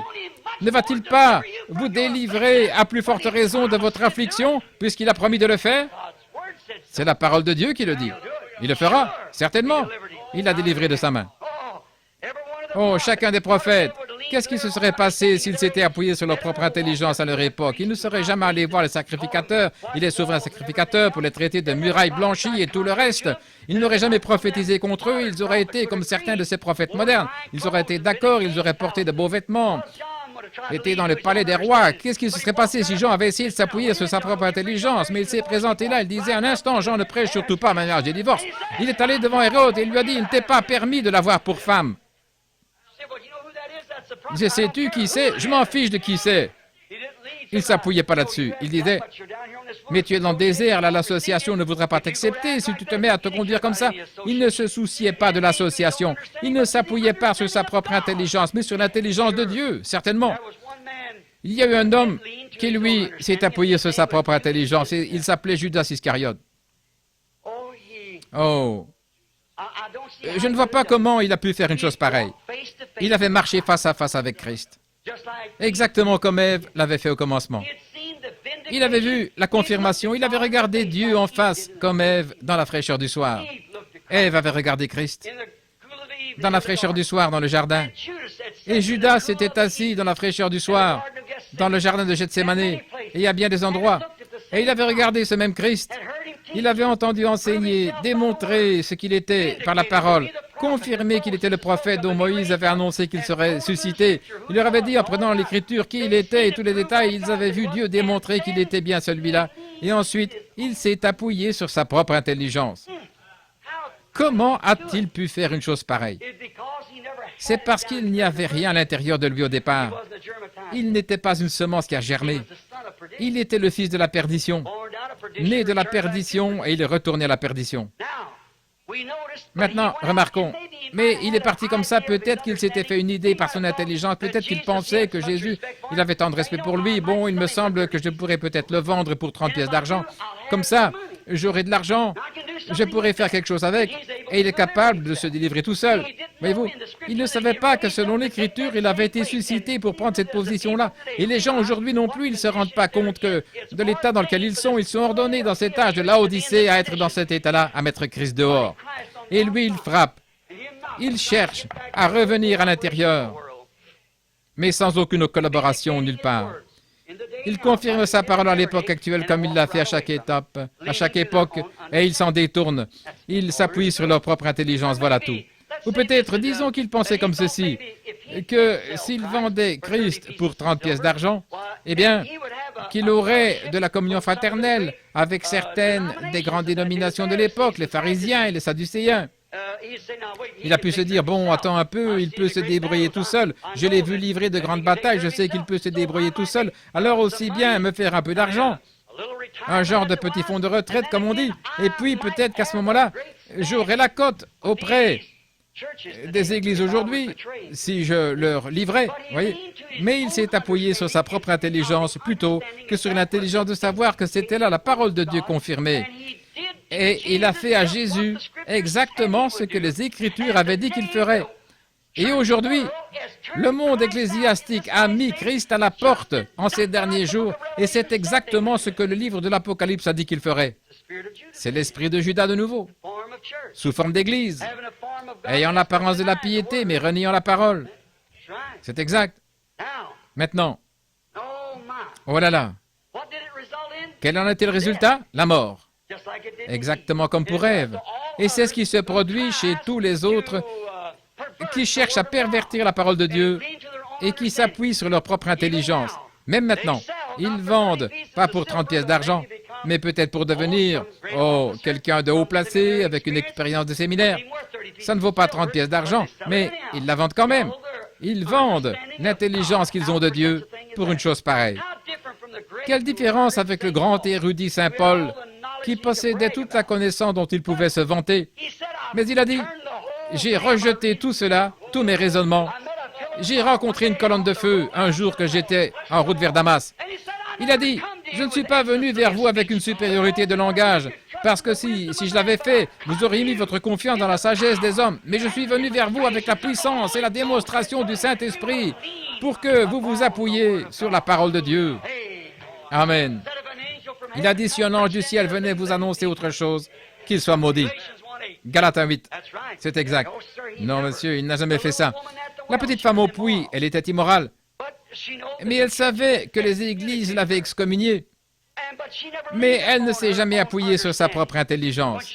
Quand elle a rencontré cet homme au puits, qui lui a dit tous les péchés qu'elle avait faits, elle est allée à la ville en courant. Maintenant, ce n'était pas bien de la part d'une femme d'agir comme ça, d'aller là-bas et de dire quoi que ce soit, parce que c'était une prostituée. Mais quand elle a rencontré Jésus, elle ne s'est pas appuyée sur l'intelligence des gens de l'époque. Elle est allée dire, venez voir un homme qui m'a dit ce que j'ai fait. Ne serait-ce pas le Messie? Elle ne s'est pas appuyée sur son intelligence. Non. La Vierge Marie, quand l'ange Gabriel est venu la voir et qu'il lui a dit qu'elle aurait un bébé sans avoir connu d'homme, ça ne s'était jamais produit. Elle ne s'est pas appuyée sur sa propre intelligence qu'une femme ne pouvait pas avoir un bébé sans avoir un mari. Elle ne s'est pas appuyée là-dessus, mais elle a dit, « Voici la servante du Seigneur, qu'il me soit fait selon ta parole. » Elle n'a pas dit, « Comment vais-je faire cela? Comment vais-je faire? Comment est-ce que ça va se passer? » L'ange a dit, « Le Saint-Esprit te couvrira de son ombre, et la sainte chose qui naîtra de toi sera appelée le Fils de Dieu. » Elle a dit, « Voici la servante du Seigneur. » Elle ne s'est pas fiée à ses raisonnements, que c'était une chose impossible. Elle a dit, « Voici la servante du Seigneur. » C'est exact. Remarquez. La femme qui avait la perte de sang, le médecin lui avait dit, « Il n'y a pas d'espoir. » Elle avait dépensé tout son argent chez les médecins et aucun n'avait pu l'aider. Elle ne s'est pas appuyée là-dessus. Et quand Jésus, elle s'est frayé un chemin dans la foule et elle a dit, « Je crois que si je peux toucher les vêtements de cet homme, je serai guéri. » Elle s'approche donc. Attends un peu là, le médecin a dit que tu ne peux pas te rétablir. Il y avait bien des années qu'elle avait cette perte de sang. Elle s'affaiblissait tout le temps, son état empirait et les médecins l'avaient abandonnée. L'intelligence qu'ils avaient dans son cas se limitait à ça. Mais elle a dit par la foi, il n'y avait aucun passage. Mais elle a dit, si seulement je peux toucher le bord de son vêtement, je serai guérie. Et elle s'est faufilée jusque-là, elle l'a touché. Elle s'est retournée, est allée s'asseoir, Jésus s'est retourné, il a dit, mais qui m'a touché? Il a regardé autour de lui jusqu'à ce qu'il la trouve. Il lui a parlé de sa perte de sang. Et elle a senti à ce moment-là dans son corps, elle n'a pas pu le prouver, mais elle a senti dans son corps que sa perte de sang s'était arrêtée. Elle n'a pas raisonné que si le médecin l'avait condamnée, comment était-il possible qu'elle reçoive de l'aide d'ailleurs? Elle n'est pas allée dans le raisonnement, mais elle est allée dans la foi. Maintenant, la Bible dit qu'il est le grand prêtre aujourd'hui qui peut être touché par le sentiment de nos infirmités. Pas vrai? Ne vous fiez pas au raisonnement. Il a dit, c'est ce qu'il est aujourd'hui. Il est en ce moment même un grand prêtre qui peut être touché par le sentiment de nos infirmités. Le même hier, aujourd'hui et pour toujours. Pensez-vous quand j'étais là, un prédicateur baptiste, que l'ange du Seigneur m'a rencontré et qu'il m'a donné la commission d'aller faire ce que je fais maintenant? Mais mon pasteur a dit, tu as perdu la tête, tu as fait un cauchemar. J'ai dit, vous faites mieux de reprendre ma carte de membre maintenant même. Il a dit, comment toi, qui n'as même pas fini l'école primaire, tu vas prêcher dans le monde entier? Comment vas-tu prier pour des rois et des potentats alors que tu ne sais même pas employer une bonne grammaire? Je ne mettais pas ma confiance dans ma grammaire. Je ne mettais pas ma confiance dans aucune capacité personnelle. J'avais reçu une commission. Alléluia. Je ne me suis pas fié à des raisonnements. Si j'avais écouté les raisonnements, probablement que des milliers de gens seraient morts il y a des années. Mais j'ai porté un message exactement comme il l'avait dit tout autour du monde. Et par la grâce de Dieu, je repars. Pas par le raisonnement, mais par une commission. Alléluia. Je ne me suis pas appuyé. Vous dites, vous avez 55 ans, même si j'en avais 95, ça n'a absolument rien à voir. Il est toujours le même Dieu qu'il était avec Abraham. Oui, monsieur, ne vous appuyez pas sur votre propre intelligence. Et après que le signe est allé de l'avant, quand la voix a suivi, les églises se sont mises à me rejeter et à me fermer leurs portes à cause de la doctrine, alors qu'aucun n'ose se tenir devant moi pour me dire qu'elle est vraie ou fausse. Je défie n'importe lequel. Oui, ce n'est pas pour faire le malin, mais je sais où j'en suis. C'est vrai. Qu'est-ce qu'ils ont fait? Qu'est-ce qu'ils ont fait? Ils ont fermé toutes leurs portes. Et maintenant, qu'allez-vous faire? L'autre jour, j'étais là sur la montagne. Je disais, Seigneur, je n'ai qu'une porte ouverte autant que je sache. C'est à Phoenix, en Arizona. C'est la seule. Et comme je descendais de la montagne aussi clairement que jamais, il a dit, que t'importe, toi, suis-moi. Pas sur ma propre intelligence. Je m'appuierai sur sa promesse. Oh, les amis, ne vous appuyez pas sur les raisonnements. Et criez-vous alors, comme dit Prophète autrefois, que tous acclament la puissance du nom de Jésus, que les anges se prosternent devant lui, apportez le diadème royal et couronnez le Seigneur de tous. Couronnez-le, lui, Seigneur de tous. C'est exact. Ne vous appuyez pas sur ce que vous pensez, sur ce que quelqu'un d'autre pense. Par la foi, acceptez la promesse de Dieu. Voulez-vous le faire? Maintenant, il ne s'agit pas de savoir si quelqu'un d'autre l'a fait ou ne l'a pas fait, mais qu'en est-il de vous? Que ferez-vous de ce Jésus qu'on appelle le Christ, qui se fait connaître aujourd'hui de la même manière qu'il l'avait fait à cette époque? Croyez-vous en lui? Prions. Seigneur Jésus, Roi des rois, Seigneur des seigneurs, Dieu des dieux, Dieu de tous les potentats, le premier, le dernier, l'alpha, l'oméga, le commencement et la fin, l'étoile brillante du matin, la rose de Saron, le lys de la vallée, la racine et la postérité de David. Viens, Seigneur Dieu, le même hier, aujourd'hui et pour toujours. Bénis cette assemblée de gens, Seigneur, ce qui va commencer demain. Nous avons eu quelques réunions ici, et tu nous as bénis. Tu t'es fait connaître à nous. Je te prie, ô Dieu, de continuer à te faire connaître à nous. Bénis-nous ce soir. Aide-nous maintenant. Nous sommes un peuple dans le besoin. Et Seigneur, tu sais que je n'aime pas reprendre les gens. Mais comment faire taire cette chose sacrée qui brûle en moi? Je n'aime pas faire ça, Seigneur. Tu connais ma vie, mon cœur. Je dois le faire. Aussi, je te prie, ô Dieu, de m'aider à le faire. Donne-moi seulement la grâce et que je ne m'appuie jamais sur ma propre intelligence, mais que je m'appuie sur ta promesse. Au nom de Jésus, Amen. Je voudrais que vous soyez tous très respectueux pendant quelques minutes. Dans cette assemblée, sans doute qu'il y a des hommes et des femmes qui sont malades. Combien ici sont malades et affligés? Levez la main, dites simplement, « J'ai besoin de Dieu ». Levez simplement la main, « J'ai besoin de Dieu ». Je ne connais pas un grand nombre de personnes. Je connais les trois garçons qui sont assis juste ici. Je connais M. Dow et sa femme qui sont assis là. Je pense que c'est Sœur Moore ici, je ne suis pas sûr. C'est ça, Sœur Moore? À part ceux-là, je pense que c'est tout. Frère Mike sur l'estrade. Et c'est pour autant que je sache, d'après ce que je vois. Mais le Père Céleste qui a promis, et qu'en ce jour-ci, qu'il confirmerait ce qu'il est dans cet âge-ci exactement de la même manière qu'il avait fait à Sodome. Est-ce qu'il l'a promis? Qu'il se manifesterait. Croyez-vous cela? Maintenant, si vous voulez prier, et par la foi, ne cherchez pas à raisonner, comment puis-je le toucher comme grand prêtre? Maintenant, la Bible dit, dans le Nouveau Testament, il est le souverain sacrificateur, maintenant même. Il reste en place comme grand prêtre selon l'ordre de Melchisédek. Il est le grand prêtre pour toujours. Il n'y a pas d'autre grand prêtre que lui. Aucun autre médiateur entre Dieu et les hommes sinon l'homme, Christ. C'est vrai. Il est le seul. Et il est le même, hier, aujourd'hui et pour toujours. S'il est encore le même souverain sacrificateur et que la Bible dit que nous pouvons le toucher par le sentiment de nos infirmités, alors comme cette petite femme qui avait touché son vêtement, votre foi peut le toucher ce soir et il agira de la même manière dans une chair humaine, comme il avait agi quand il était dans une chair humaine au chêne d'Abraham. Croyez-vous cela? Il a promis de le faire. Maintenant, priez simplement, tous ceux qui ont un besoin. C'est comme je le disais, un don, ce n'est pas quelque chose comme de prendre un couteau. Si vous voulez vous en servir pour couper ceci, vous pouvez le couper, couper ceci, ou ce que vous voulez faire. Ce n'est pas ça un don de Dieu, voyez. Non. Un don de Dieu, c'est un moyen que vous avez de vous enlever du chemin. Et les dons et les appels sont de la prédestination de Dieu. Les dons et les appels sont même sans repentance. Vous êtes né avec cela. C'est un petit levier pour vous faire passer d'une vitesse à l'autre, mais vous ne pouvez pas appuyer sur l'accélérateur, voyez-vous, c'est Dieu qui doit le manœuvrer. Vous devez vous enlever du chemin. Votre foi, à vous, peut le manœuvrer, pas la mienne. La vôtre. La mienne, c'est de s'enlever du chemin, c'est tout. Croyez de tout votre cœur que Jésus-Christ vit aujourd'hui. Ne vous appuyez pas sur votre propre intelligence. Vous dites, eh bien, regardez, mon état est très grave, frère, vous ne connaissez pas, je suis dans un fauteuil roulant.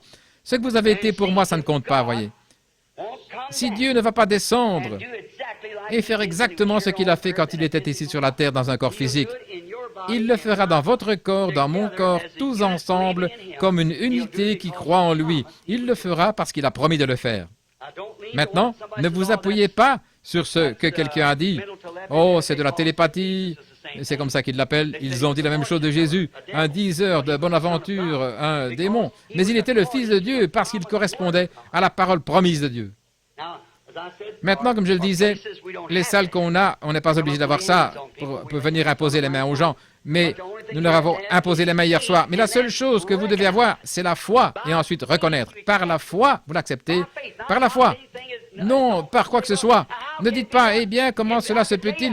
Si je pouvais vous dire comment cela se fait, alors ce ne serait plus la foi. Je ne sais pas comment cela se fait. Et je ne sais pas, mais je le crois. Et je ne sais pas comment Dieu sauve un pécheur, mais il le fait. Je ne sais pas comment Dieu fait toutes ces choses, mais je l'accepte. Il le fait. Et c'est comme ça. Je ne peux pas l'expliquer.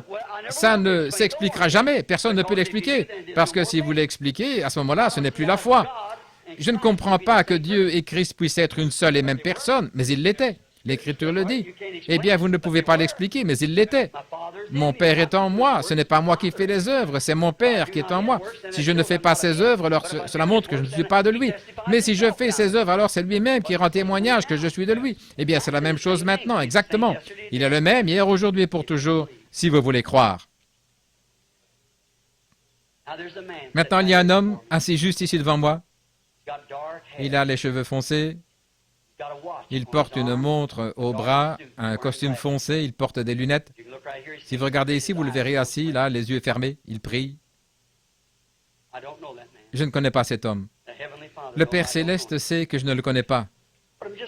Mais je vais juste m'occuper de lui un petit instant, parce qu'il semble être tellement sincère, assis là. Depuis que j'ai fait mention de cela, cet homme a simplement fermé les yeux et il s'est mis à prier. Cet homme est un inconnu pour moi. Là, vous voyez mes mains. Je ne le connais pas. Dieu connaît cet homme. Et il peut me révéler, si cette promesse de la Bible est vraie, il peut me révéler la raison pour laquelle cet homme a les yeux fermés et pourquoi il prie. Croyez-vous ça? Le croyez-vous, monsieur? Si vous voulez bien ouvrir les yeux, vous assis juste ici, regardez ici. Croyez-vous ça? Maintenant, vous savez que je ne vous connais pas. Nous sommes étrangers l'un à l'autre. Mais Dieu vous connaît. Il s'est mis à pleurer, là. Il verse des larmes. En effet, je peux lui dire tout de suite que Dieu va exaucer sa demande. Voyez-vous? Parce que c'est ce qui vient de le toucher, cette lumière. C'est passer des lumières à des ténèbres à la lumière. Maintenant, cet homme, il prie pour quelqu'un d'autre. Il s'agit de ce petit garçon qui est assis ici près de lui. C'est son fils. C'est exact. Maintenant, ce petit garçon, il souffre d'un problème d'estomac et aussi quelque chose aux intestins. C'est exact.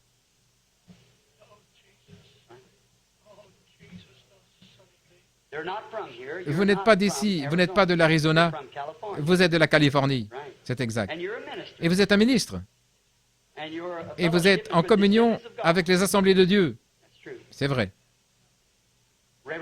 Révérend McGay ou Révérend Kay, c'est exact. Est-ce vrai? Faites signe des mains comme ceci. Maintenant, votre petit garçon ira bien. Votre foi. Maintenant, bon, cet homme est là, les mains levées, il ne me connaît pas, je ne le connais pas. Mais qu'était-ce? Il a touché le souverain sacrificateur. Maintenant, voyez-vous, il n'a pas pu s'appuyer sur sa propre intelligence. Maintenant, ce qu'il doit faire, ce qui reste à faire, il doit croire que ce qui lui a été dit, c'est la vérité, parce qu'il sait qu'il ne me connaît pas. Tenez, il y a une femme assise ici devant moi, elle aussi, elle a la tête inclinée. Elle souffre d'un cancer. Elle aussi, elle vient de la Californie. J'espère qu'elle ne le manquera pas. Mademoiselle Adams, c'est votre nom? Je ne l'ai jamais vue de ma vie.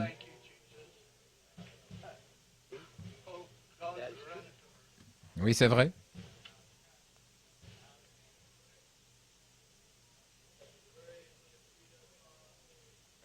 Il y a une dame assise au fond ici, je peux la montrer simplement du doigt, mais je vois une lumière au-dessus d'elle.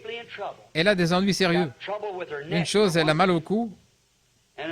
Autre chose, elle a des problèmes spirituels. Elle s'inquiète. Ça fait du souci pour ça. Et elle a un problème familial. Sa fille s'est enfuie dernièrement.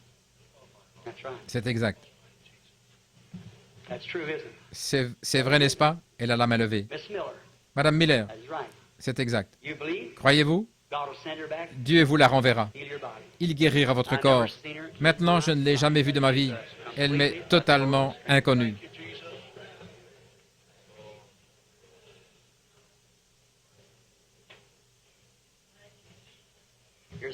Il y a une dame assise ici dans l'auditoire.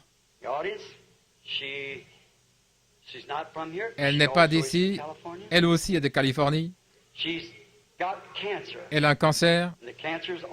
Et c'est un cancer du sein. Elle a été opérée à un sein et le cancer s'est propagé à l'autre. C'est exact. Madame Callin, c'est exact. Croyez-vous que Dieu va vous guérir? Vous le croyez. Je suis un inconnu pour vous, madame. Je ne vous connais pas, c'est vrai, voyez. C'est le cancer. Ceci afin que vous sachiez que Dieu est présent. Il y a une dame assise juste à côté d'elle. Son nom est Madame Harris. Elle m'est totalement inconnue. Mais quand l'Esprit a touché cette femme-ci, elle aussi, elle avait de la compassion pour elle. Et elle vient de Californie, c'est exact. Et elle a mal à l'épaule, c'est exact. Croyez-vous que Dieu vous guérira? Si c'est vrai, levez la main pour que les gens voient. Elle m'est totalement inconnue. Ne vous appuyez pas sur votre propre intelligence. Qu'est-ce qui peut faire cela? Ça ne s'explique pas, c'est un paradoxe. Ça dépasse l'explication. Demandez à ces gens, je ne les ai jamais vus de ma vie, je ne savais absolument rien d'eux. Ça pourrait continuer comme ça dans toute l'Assemblée. Mais maintenant, regardez, ne vous appuyez pas sur votre propre intelligence, mais appuyez sur ce qu'il a promis qu'il ferait. N'est-ce pas là le même esprit qui habitait dans une chair humaine, qui savait que Sarah avait ri dans la tente derrière cet homme, pas vrai? Et il a promis, juste avant que le monde soit détruit par le feu, qu'alors le Fils de l'homme se révélerait de nouveau de la même manière que le Fils de l'homme prophétique se révélerait dans une chair humaine, comme il est ici avec nous ce soir, comme il l'avait fait alors. Donc, à quelle heure vivons-nous? Tout près de la destruction. Mon ami, ne restez pas un pécheur plus longtemps. Acceptez Jésus-Christ pendant que vous êtes dans sa présence. Bon, je sais que ce qui se fait d'habitude par les prédicateurs, ils vont supplier, raconter des histoires, parler de maman qui est morte et qui est de l'autre côté. C'est bien, mais nous ne venons pas sur la base de notre mère qui est morte. Ma mère est aussi morte, même chose pour mon père. Mais nous venons intelligemment, en l'acceptant sur la base de ce que Dieu s'est manifesté en Jésus-Christ pour ôter les péchés du monde. Nous venons et nous croyons dans l'expiation. Et maintenant qu'il a confirmé sa parole, peu importe l'église où vous allez, méthodiste, baptiste, catholique, presbytérien ou pas d'église du tout, si vous admettez que vous avez reçu une compréhension différente, que vous savez que vous n'êtes jamais vraiment né de nouveau, mais que vous le désirez et que vous désirez l'accepter maintenant, la promesse maintenant, vous ne serez peut-être pas rempli tout de suite, mais vous serez rempli alors que les réunions se poursuivront.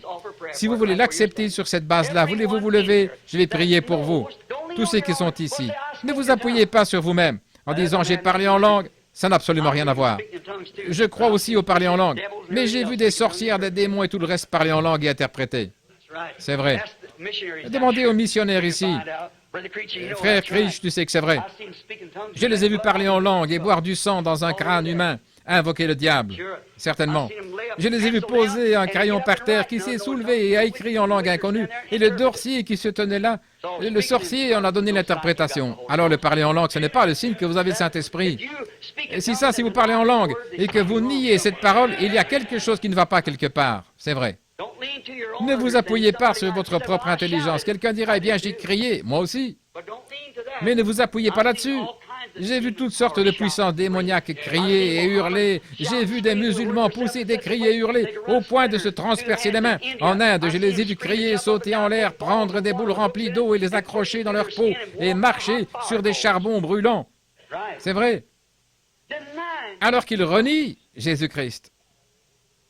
Voyez-vous, ne vous appuyez pas sur votre propre intelligence, mais sur la parole de Dieu. Si votre vie n'est pas à la hauteur de cette Bible pour croire chaque parole qui s'y trouve, mais que vous voulez croire et que Dieu fasse sa volonté en vous, vous pouvez être une partie de Dieu. Voulez-vous vous lever et dire, je vais l'accepter maintenant même? Merci. Que Dieu vous bénisse. Que Dieu vous bénisse. Que Dieu vous bénisse. Merveilleux. Que Dieu vous l'accorde. Vous dites, je suis membre d'église, frère Branham, je suis pentecôtiste, mais vraiment, pour ce qui est de dire, vraiment, que je peux croire que toute la parole est la vérité. Je ne peux tout simplement pas le faire, mais je veux le faire. Aidez-moi, priez pour moi. Je vais me lever. Vous dites, écoutez, je suis assise ici où j'ai témoigné à cette église que j'en étais là. Mais vous le savez au fond de votre cœur que vous n'en êtes pas là. Dieu aussi, il sait que vous n'en êtes pas là, voyez-vous. Alors pourquoi ne pas vous lever? Ne vous appuyez pas sur votre propre intelligence. Voulez-vous aussi vous lever d'autres personnes? Que Dieu vous bénisse, que Dieu vous bénisse. Oh Dieu, aide-moi, que Dieu vous bénisse. C'est bien. Continuez simplement à vous lever. Vous dites, est-ce que ça va me faire du bien? Levez-vous une fois, vous verrez. Soyez vraiment sincère. Je veux, frère Branham, je veux marcher droit. Bon, je ne dis pas de quitter votre église. Non, restez là, à l'endroit où vous êtes. Mais soyez une personne vraiment remplie du Saint-Esprit dans cette église-là, c'est tout. Vous dites, eh bien, je ne sais pas ce que mon pasteur en dira. Il vous appréciera s'il est un homme de Dieu, c'est exact. Que votre lumière luise devant les hommes, qu'ils voient vos bonnes œuvres et qu'ils glorifient leur Père. Que Dieu vous bénisse tous. Maintenant, vous qui êtes levés, si vous vous sentez mieux après vous êtes levé, levez donc la main pour faire savoir aux autres que vous vous sentez mieux après vous être levé. Voyez-vous, toutes les mains. Vous êtes sincères, vous vous levez pour dire, je vais rendre témoignage. Celui qui se tiendra pour moi ici, je me tiendrai pour lui là-bas. Celui qui aura honte de moi ici, devant les hommes, j'aurai honte de lui devant mon Père et les saints anges. N'ayez pas honte de lui. Ne vous appuyez pas sur votre propre raisonnement, mais appuyez-vous sur la parole de Dieu. Celui qui me confessera devant les hommes, je le confesserai devant mon Père et les saints anges. Y en aurait-il d'autres avant de prier? Alors courbons la tête. Que Dieu vous bénisse, sœur, bien sûr, que Dieu vous bénisse. Est-ce qu'il y en aurait un autre là pendant que nous avons la tête inclinée? Que Dieu vous bénisse. Il y en a encore qui se lèvent. Attendons un instant. Que Dieu vous bénisse. Vous dites, est-ce que ça signifie quelque chose de dire que Dieu vous bénisse? C'est ainsi que je prononce mes bénédictions sur vous. Que Dieu vous bénisse. Certains d'entre vous qui êtes debout le long du mur, vous n'avez pas de place pour vous asseoir. Voulez-vous simplement lever la main pour dire, moi, ô Dieu, c'est de moi qu'il est question. Que Dieu vous bénisse, frère. Que Dieu vous bénisse. Et vous, et vous, et vous, mon frère, et vous, ma sœur. Oh, le Saint-Esprit se déplace avec tellement de douceur sur l'auditoire. Pouvez-vous le ressentir? Que Dieu vous bénisse, jeune homme ici sur l'estrade. Que Dieu vous bénisse au coin là-bas. Que Dieu te bénisse, jeune homme. Oui. Oh, Saint-Esprit, agis fraîchement dans nos cœurs maintenant. Montre-nous nos fautes, Seigneur. Nous ne nous appuierons pas sur notre propre intelligence, mais nous appuyons sur toi parce que nous savons que nous tenons à ta promesse divine confirmée d'aujourd'hui. Tu t'es fait connaître au-delà de tout raisonnement. Nous ne pouvons pas raisonner ni l'expliquer, mais tu es ici au milieu de nous maintenant, et tu nous as montré que tu es ici. Et des hommes et des femmes le croient et l'acceptent. Ô Dieu, prends chacun d'eux dans ton sein. Cache-les dans le rocher des âges jusqu'à ce que les feux soient passés. Nous allons bientôt être brûlés, Seigneur, nous le savons. Nous en sommes revenus à Sodome. Mais le juste ne périra pas avec le coupable. Tu appelleras tes enfants, Seigneur. Tu as dit à Lot, sors de là. Sors. Je prie, ô Dieu, que chaque personne qui est dans cet état-là ce soir, qui est là-bas, sans être sûr où ils se tiennent, ô Dieu, ils ne prendraient pas le risque de descendre une rue à contresens. Ils ne prendraient pas le risque de griller un feu rouge s'ils ont toute leur tête, parce qu'ils pourraient se faire tuer.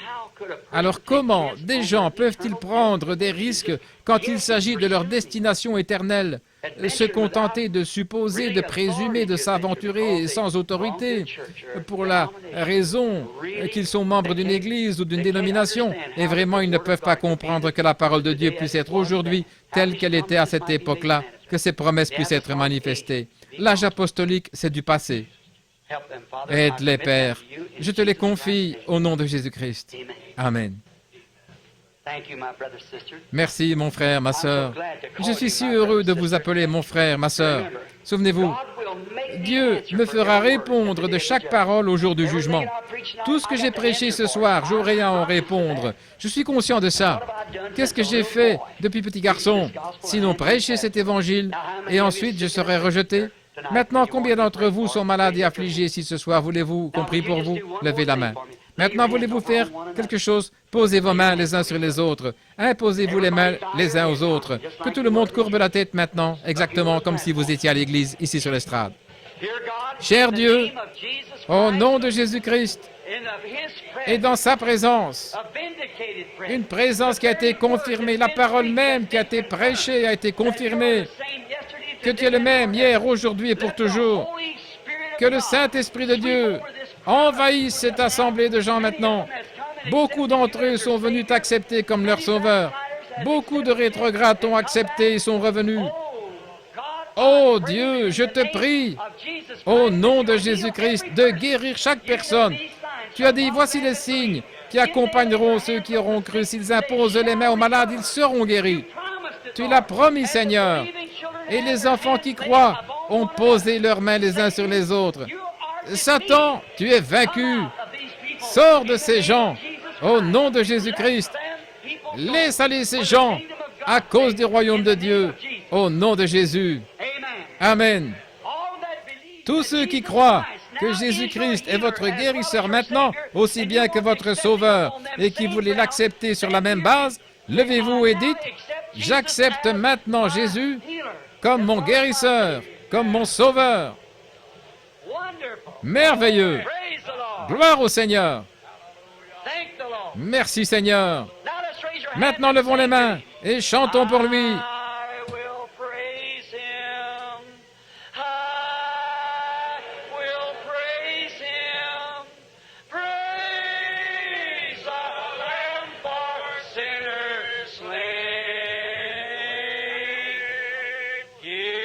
Je le louerai, je le louerai.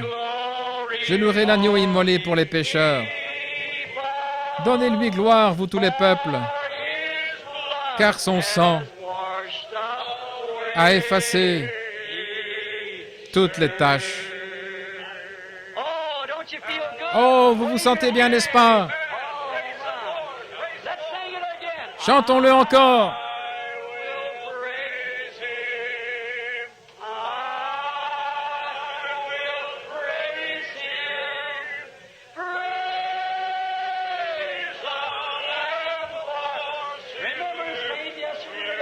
Souvenez-vous, cet agneau est le même hier, aujourd'hui et pour toujours. Donnez-lui gloire, vous tous les peuples, car son sang a effacé toutes les taches. Vous aimez ça? Amen. Étendons le bras pour serrer la main à quelqu'un. Nous brisons la glace pour les réunions là. C'est commencé pour la convention. Dites que Dieu te bénisse, frère pèlerin. C'est formidable. Merveilleux. Maintenant, croyez-vous que nous allons avoir une grande convention après ceci? Nous remercions Dieu pour de grandes réunions. Et maintenant, nous allons avoir une grande convention. Que tous ceux qui le croient disent Amen. Ma foi regarde à toi. Toi, agneau du calvaire, regardons à lui maintenant. Sauveur divin.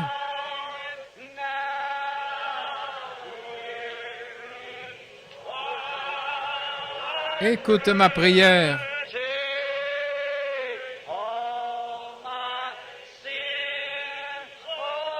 Efface mon péché.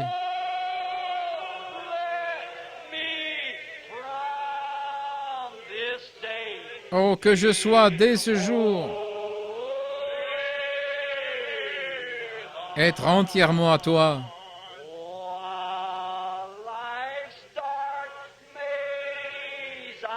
Alors que je marche dans le sombre labyrinthe de la vie,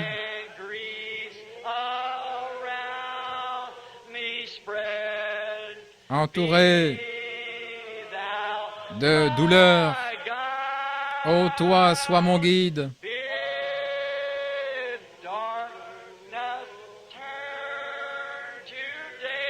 Que la nuit se transforme en jour.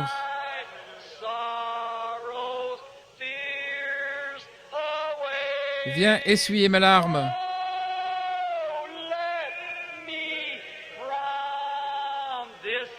Que je sois dès aujourd'hui entièrement à toi.